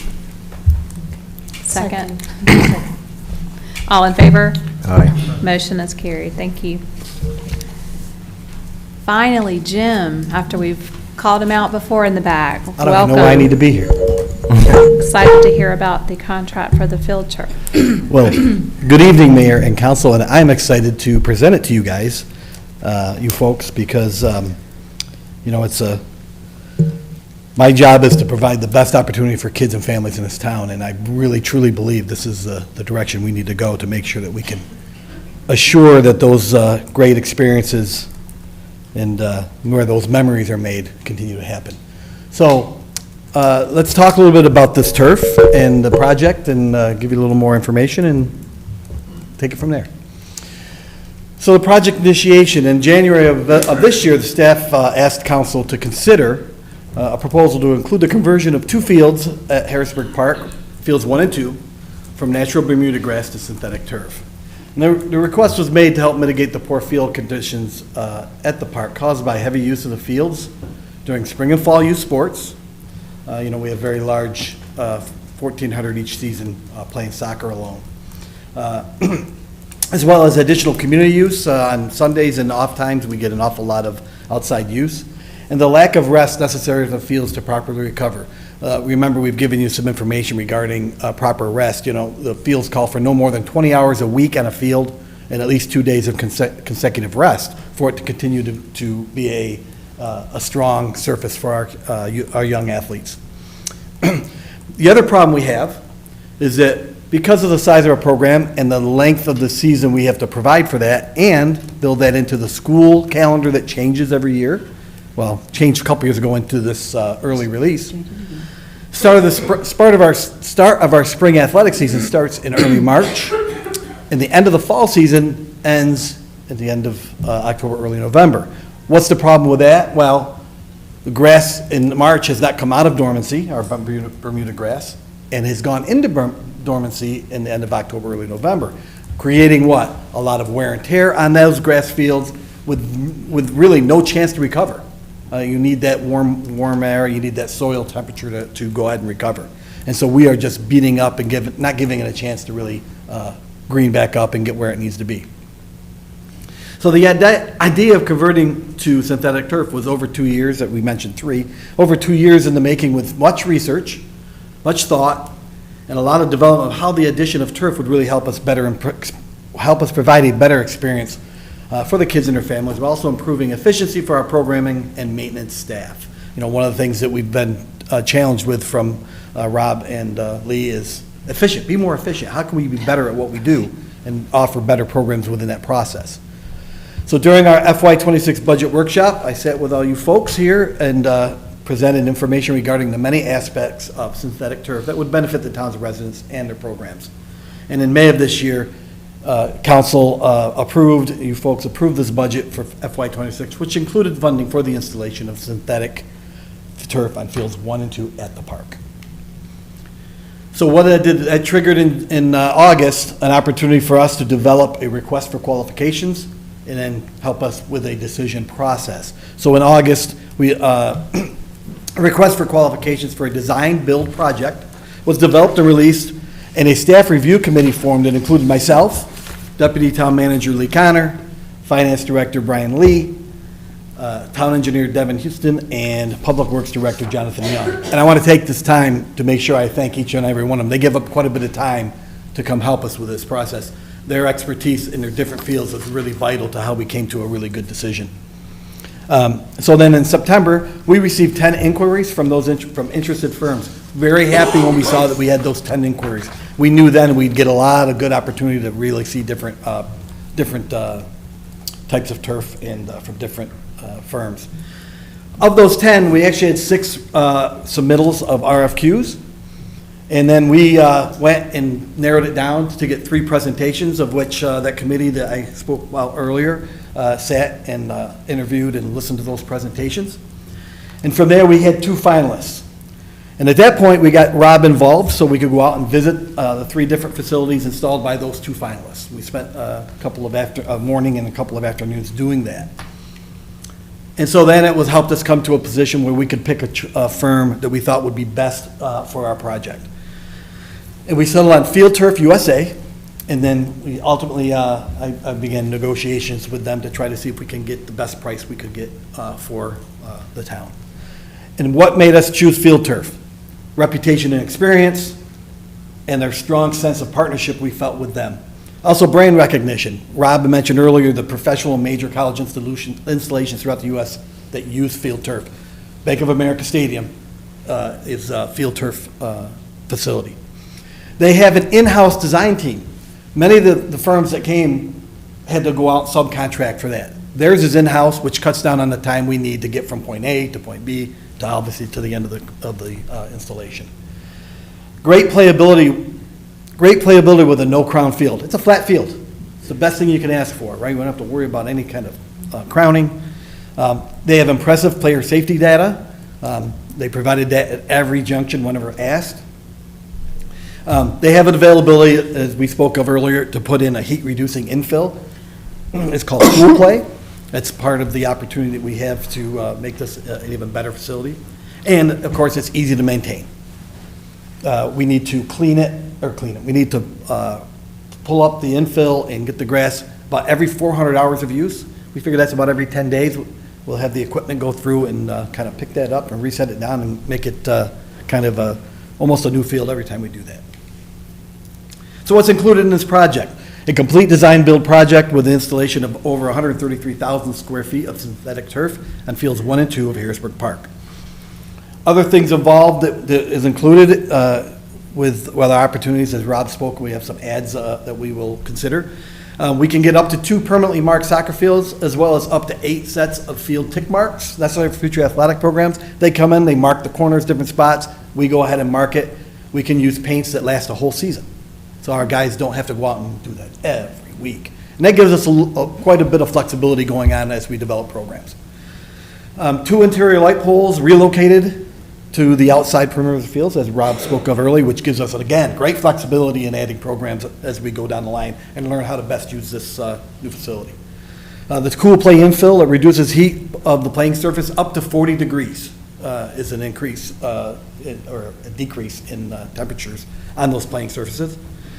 A midfield logo where we can get our town logo out there in the middle. We also we can change that out for a couple of smaller logos elsewhere, depending on how we want to go about it through this design process. And they will come out and train our maintenance staff, and also the necessary equipment is included in that for us to do a good job of keeping that thing, giving that facility looking the way we like it and playing the way we want it to play. And here's a project rendering. And so you can see that fields 1 and 2 at the far end, down by the shelter 1, our parking lot at the back. You can see what that will look like there. This is just a rendering. This could end up what we end up doing. We could turn this eventually. We could do a couple different things. We'll get through the design process over the next month to 6 weeks to kind of actually come up with a final design. But it's, what's going to be great is that's obviously a winter picture. And boy, will we have a nice setup where we at least have some green going on in our facility.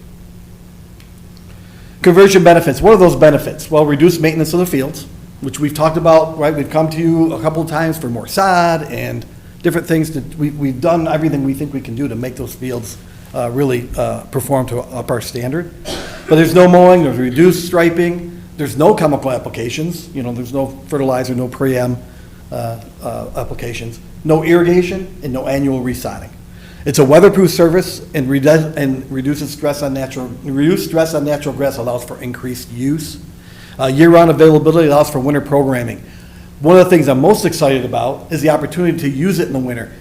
The Carolinas are great for that, right? You could have a 45-degree day, but the sun's out, and because the turf will have that warmth, it'll be a perfect surface for, we have an adult flag football program that plays at Holcomb that we lose almost every Saturday whenever it rains because it's Bermuda, and we don't want to tear it up.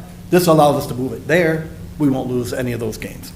And like I wrote in here, adult programs, some new youth programs. Rob mentioned lacrosse. That's a goal of ours to try to get that introduced here sooner than later. And community open use. We get an awful lot of adult groups come in on Sundays, tear up the fields during the winter, but they're just trying to play. And they'll be able to move on to that. Shouldn't have much trouble. And the final benefit, rental opportunities. That equals potential for increased revenue. We should be able to get these fields rented out to some of our soccer clubs that would be willing to use it in the summer, in the winter, and also on off days, some Sundays, that kind of thing. And we are really proud to know that it's the first installation of its kind by a municipality other than the schools here in Cabarrus County. The project cost came in under budget, and the project is on time, and if you guys so approve this evening, we'll open this facility in early March in time for our spring programming. And we're really excited about that opportunity. And so with that, I'll honor any questions that you may have. And I also have, it's a little heavy, but it's a little, I'm going to start with Rob. Rob had a little, just get over this way. It gives you a look at what we're talking about, get your figures on it, pass it down. Wow. Just pass that down, but I'll be glad to answer any questions while you're. So, Jim. Yes. In there, you say the equipment to maintain is included. Correct. Throw it off. Yes, it is. So, we've heard this before. It's heavy. A year from now, are you going to come to the budget meeting and say, but we need a bigger machine, No. No. No. right? It is a standard machine, Ron, that comes, it hooks to the back of a side-by-side or a golf cart. It's powered if you need it powered, or it could just be a cleaning surface where it just takes leaves, whatever, off the field. So you can use it either way. And they're guessing based on, once they get used to the style and which way you want to go, it's not more than an hour or so of the guy's time to get it cleaned up and picked up. So, no, there will be no additional. Where I'm going with that is, that's just one facet, right? All the other facets are the product of government. We underbid, or we underpay, I guess you would say.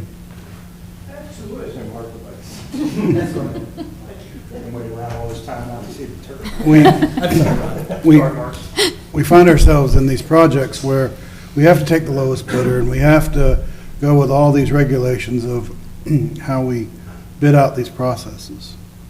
What are we not getting that we're going to need in a year, in 2 years? Because I don't want to see us come back and go, hey, you approve this, and then, by the way, we need this, we need this, we need this. Because from our perspective, you think you're doing the right thing, and then you're like, oh, but it costs not only this, it costs this and this and this. So, yeah. I honestly, I think we've thought of everything we need. The maintenance is simple. We will most likely enter into negotiations with them to come in and do a thorough cleaning with that company once a year, like after July 4th or something like that.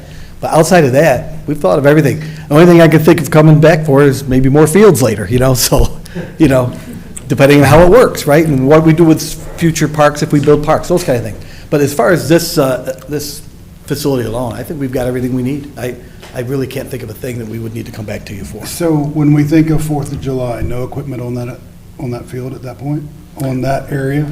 We'll be able to use it. We won't be able to put the heavier equipment on it, but we will be able to use our food trucks around the outside of the plan is right now outside of the track, where people walk on. We can put tents on it as long as we don't put stakes in the ground, which tents have the water buckets that will hold the tent down. So yeah, we're expecting that to be a really good opportunity for us to expand a little bit on the July 4th, get some more people out there. Is there any concern around fire hazard? I don't know, an ember from the 4th of July falls. Does it permeate it? Does it damage it? I mean. Yes, it could if we let it go. We're one of the things we're talking about doing is moving our fireworks this year to get them away from there. So we don't expect that to be a long-term problem. So yeah, I think we're trying to think of everything to make sure we don't put that at risk. And Ron, I appreciate your questions, because I think I asked quite a few questions about this earlier to Rob, because it is such a significant investment that I do think our community will see the benefits of very quickly. The only thing I can think of is that they'll come back and ask for bleachers. Because if you're going to use the fields and potentially create, what was that, 4 different, maybe 8? It depends on however you. The age groups, right? It'll be I think that was designed, the only yeah. thing that looked like it might come back. Well, But I mean, that's minuscule compared to. I still go back to the other side of what I brought up in this initial discussion is there's municipalities that are moving away from this. There's municipalities up north that have removed it. So I push back to you to say, with this company, what longevity have they seen? And, I know you said on a positive note, we're the first municipality. That scares the what's out of me at that point. When you say, oh, we're the first, I hate being the first. Yeah. Because when you're the first, you find out all the issues and all the challenges. Yeah, the good part is we went up and saw Hickory Ridge's high school field, and they're happy with theirs, and Mint Hill just put in some more. There's more going in every day now, especially with given some of the weather changes. The Northeastern, they did get out of it for a while. They're all building back again. Especially given the cost of taking care of natural turf fields and the replacement, especially down here in the south, with a program that's as large as ours is, it's really the best opportunity for us going forward. I know Hill just put in, Matthews Sportsplex just redid a bunch of theirs, brand new. We visited a school in Charlotte that just put in one about the same size as ours. They're excited. This is their second one, Charlotte Latin. They had one, now they've put in another one in. So, you know, you're seeing more and more go in, and I don't see a change in that given some of the parameters that we're looking at. I don't see the bleachers as much as I see Harrisburg Cowboys saying, when you taking care of us? Yeah. Well, I think, Randy doesn't want turf, so Yeah. I think we're okay for a little bit. I think it's going to be wildly popular. To clarify a couple of points, though, like this is just the first time Field Turf is building one in Cabarrus County. Correct. Yeah. Field Turf is not, I mean, they are the market leader, so I think it's just the first time they've been willing to get their price down below some of the regional competitors in order to get a market share here, and we just happen to benefit from that. I think some of that, the cynic in me is the Cowboys are going to want some access to a field, or our community is going to really embrace this when you go out and you see 4 acres of completely flat artificial turf field that's high quality, right? These aren't like the carpeted soccer fields that you kind of see in these regional complexes. This is professional turf with very high safety ratings on it that you are starting to see folks go back to.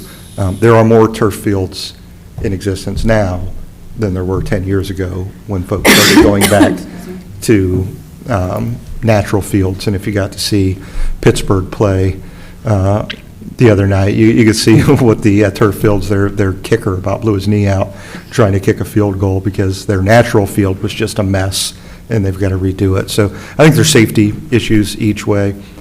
I do think we have enough contingency to work on some of these unknowns by the time we get to the end of it. So where you started in that conversation was that supplier was coming down on their price because they wanted to get in this market. We've seen it before. Will we be used as an advertisement for their business to say, hey, Harrisburg did it, because we don't want our brand jeopardized in any way, shape, or form, and I don't want to see us being on the backs of someone out there going, hey, look at me, you know, we built this and Harrisburg's got it. Well, I jokingly offered them to put it in for free if they wanted to use us as their brand sponsor, but otherwise they would need to pay us. We haven't given away any advanced branding. Now, will they want to bring people out here? Absolutely. Will they want to, but they would need to ask for that. Given what we went through previously, can we have that hard-coded in there, that there is no advertising based on, come see Harrisburg? I mean, if they want to walk them out, that's fine, but I don't want to see commercials, reels, whatever you call it, out there publicizing, hey, come to Harrisburg, they'll give you a tour. They'll show you. Yeah, we require all that in advance, but we'll make sure that we remind them. Why are you worried about that? Because this happened. For? I really don't want to get into it. Okay. All I know is, so if you look at that box, it says a Target company. Target is a multi-billion-dollar, multinational firm that makes building products They don't care on about a our field. huge range. I don't think that they're worried about picking on one municipality in order to get business. They've cornered the market on 10 different products. So if that's what you're worried about, I wouldn't worry about that. Target's a huge corporation that basically makes all the rubber base in the world. There's none in this room, but if you've seen rubber base, like that's them. Almost. I have a separate question, understanding that we have a very active community. So what does that look like for our walking, the track? Well, during the construction phase, half of the track will be closed around the construction area. We will put it back, we will do our due diligence to get it so people know to walk the half track and turn around and come around. We're also talking about doing something across the field based on, the problem with that is when it's muddy and crappy, people won't want to do that. So we're going to really work on, and we also talked about developing a path up through the park using the sidewalk. So there's, actually, we're working on it as we speak. Yep. Jim, just one quick question. The pellets that are in there, the infill, is that a replacement issue, like future? Ron was talking about what does that look like future? Are we going to have to come back in and repelletize areas? You know, they will supply us with X amount for like goal mouths where the goalie stands and those certain spots that might need a little bit, but that's not even guaranteed. Some years you do, some years you don't. And so we'll have a little bit of that to replace it. And if for some reason we go through it more than normal and that kind of stuff, they still will bring it to us. So it's part of the maintenance. The warranty is full warranty. They cover rips, tears, whatever happens. Crazy question. If this were to get approved and it went awesomely well, and you said, you know what, we want to do another field, would we have to rebid a whole nother field, or could we tap into an existing relationship? And then the second question, or the part B of that question is if you could tap into it, would they look at it as some type of discount? Yeah, so great question. And at the beginning of the presentation, Jim went over the process that we use for this. So this is not a bid process. This was a qualification-based process because we didn't just want to take whoever could build the cheapest field in Harrisburg. When we wanted to see who could provide the best value and understanding our quality standard. I really like that process. I think it really worked out well for our staff. We have a lot of competent professionals in there that were able to ask the right questions, leverage things back and forth. So by the time we got done with this and we kind of had the final two who knew each other, who knew who each other were, and we're going out and doing site visits, it allowed us to really understand the product. Plus, the next one, if there is a next one, we'll understand even more nuance after having owned a field, maintaining a field. So I think we'd do even better. So we'd probably go through the same process, most likely landing on the top 2 or 3 that we had in this process, unless there's somebody new on the market that maybe spun off of one of these other companies and could provide something else equivalent. But these are on state purchasing contracts, so you can kind of compare what the state bid is, and we're well under the state bid by following this process. Yeah. Any other questions for Jim? Okay, with that, there's a motion to authorize the town manager to finalize negotiations and execution of the attached contract with Field Turf USA for the construction of 2 synthetic turf athletic fields at Harrisburg Park with a project cost not to exceed $2.5 million and a total contract value of $2.675 million. Is there a motion to approve? So moved. Is there a second? Second. All in favor? Aye. Any opposed? Motion is carried. Thanks so much. Thank you all very much. We're really excited about this. We'll make sure we keep you posted. Appreciate your time. Last under new business, we have Jonathan Young is with us tonight, and it's consideration of the fiscal year 2026 Powell Bill Street resurfacing contract with Ram Pavement Services. Welcome, Jonathan. Thank you, Mayor, Council. As you read tonight, our new business, this is our street resurfacing program for this year, FY26. As you know, each year we conduct street resurfacing, maintaining the life and quality of our town's transportation network. That's the comprehensive list of our streets there that we will be recommending for paving this year. We'll go over those on each one of the locations when we get there. 5 bids were received on 9/19, with Ram Pavement Services being the lowest responsive bidder. And then as a reminder, this is the first year of our 3-year payment management plan that I presented to council back in the September meeting. First location is Bentley Hills Subdivision. And there in Bentley Hills, we actually have Founder's Way, just a portion of Founder's Way. It actually has been, there's a new phase there, and then there was a piece that was left off between those two, so that's the portion you see there highlighted in yellow. Coral View Drive and Silverwood Drive is a recommendation. Fentondale, we have Dale Drive and Torquay Drive. I think I said that right. I believe it is Torquay. If we go to the next one, we've got Galvin Way, which is all of Galvin Way. You'll notice it actually ends a little bit before the road ends. That is the town's maintenance boundaries there where it ends. It's about a 400 to 450 feet on Galvin Way. Flowers Farm subdivision, we actually have all the Flowers Farm recommended. Cabana Way, Gin Court, Cotton Street, and Sea Island Lane. Harrisburg Park subdivision, we're looking at Spring Court Lane. Orchard Park subdivision, there's portions of Apple Glen Drive, all of Peach Grove Court, Fruitwood Court, and a portion of Berry Ridge Drive. A lot of this subdivision has already been completed in past resurfacing projects. Last few here, Wills Run subdivision, which is actually one cul-de-sac, Wills Run Place, Valhalla subdivision, portion, most of Ford Street actually, and Ballenbecker Drive.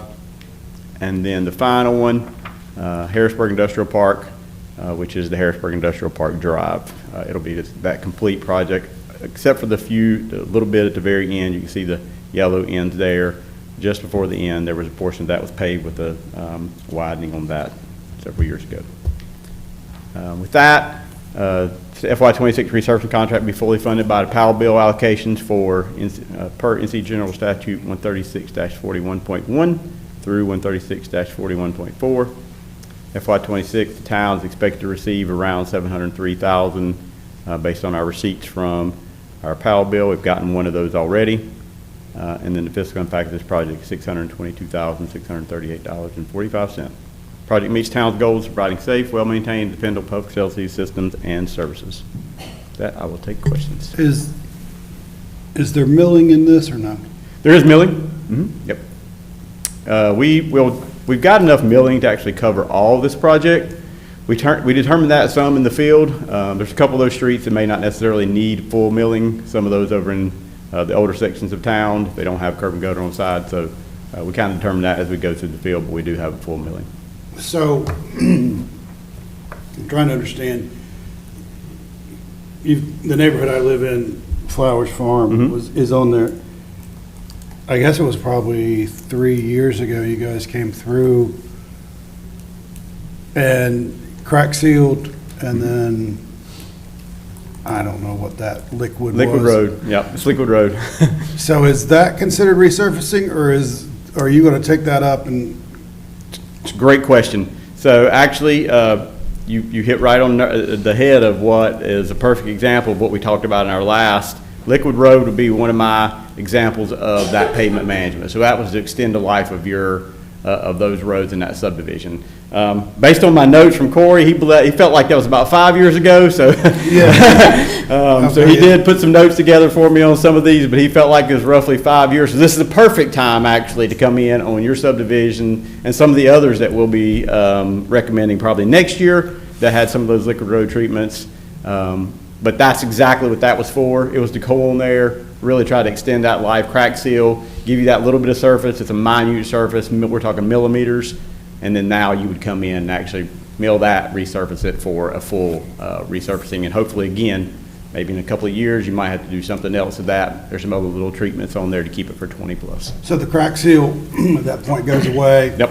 And you're back to a smooth, and that's what reason I point that out is I knew it was on, like you said, maybe 5 years ago, and it looks kind of rough already, and you're like, okay, what are we getting out of it? But yeah, makes sense. Thank you. And the dollar amounts on those are just, if you remember on my chart I went over last time, and I don't know if you were here, Councilman Smith, last time, and you see that we can get it to you, but the dollars are really cheap on that side to put those things in, like liquid road, compared to what you're doing on a milling and a resurfacing. Thank you. Yeah, I apologize. I was out last one and totally missed it. Is the Galvan, are you doing anything different there? Like heavy duty asphalt or anything? Because they run a lot of heavy trucks out of there. Yep. Yeah. It's a great question. That's one of the things we actually talked about in the beginning of this project. Is what we'll try to do is we'll go in there and evaluate that street. And again, it's a short section.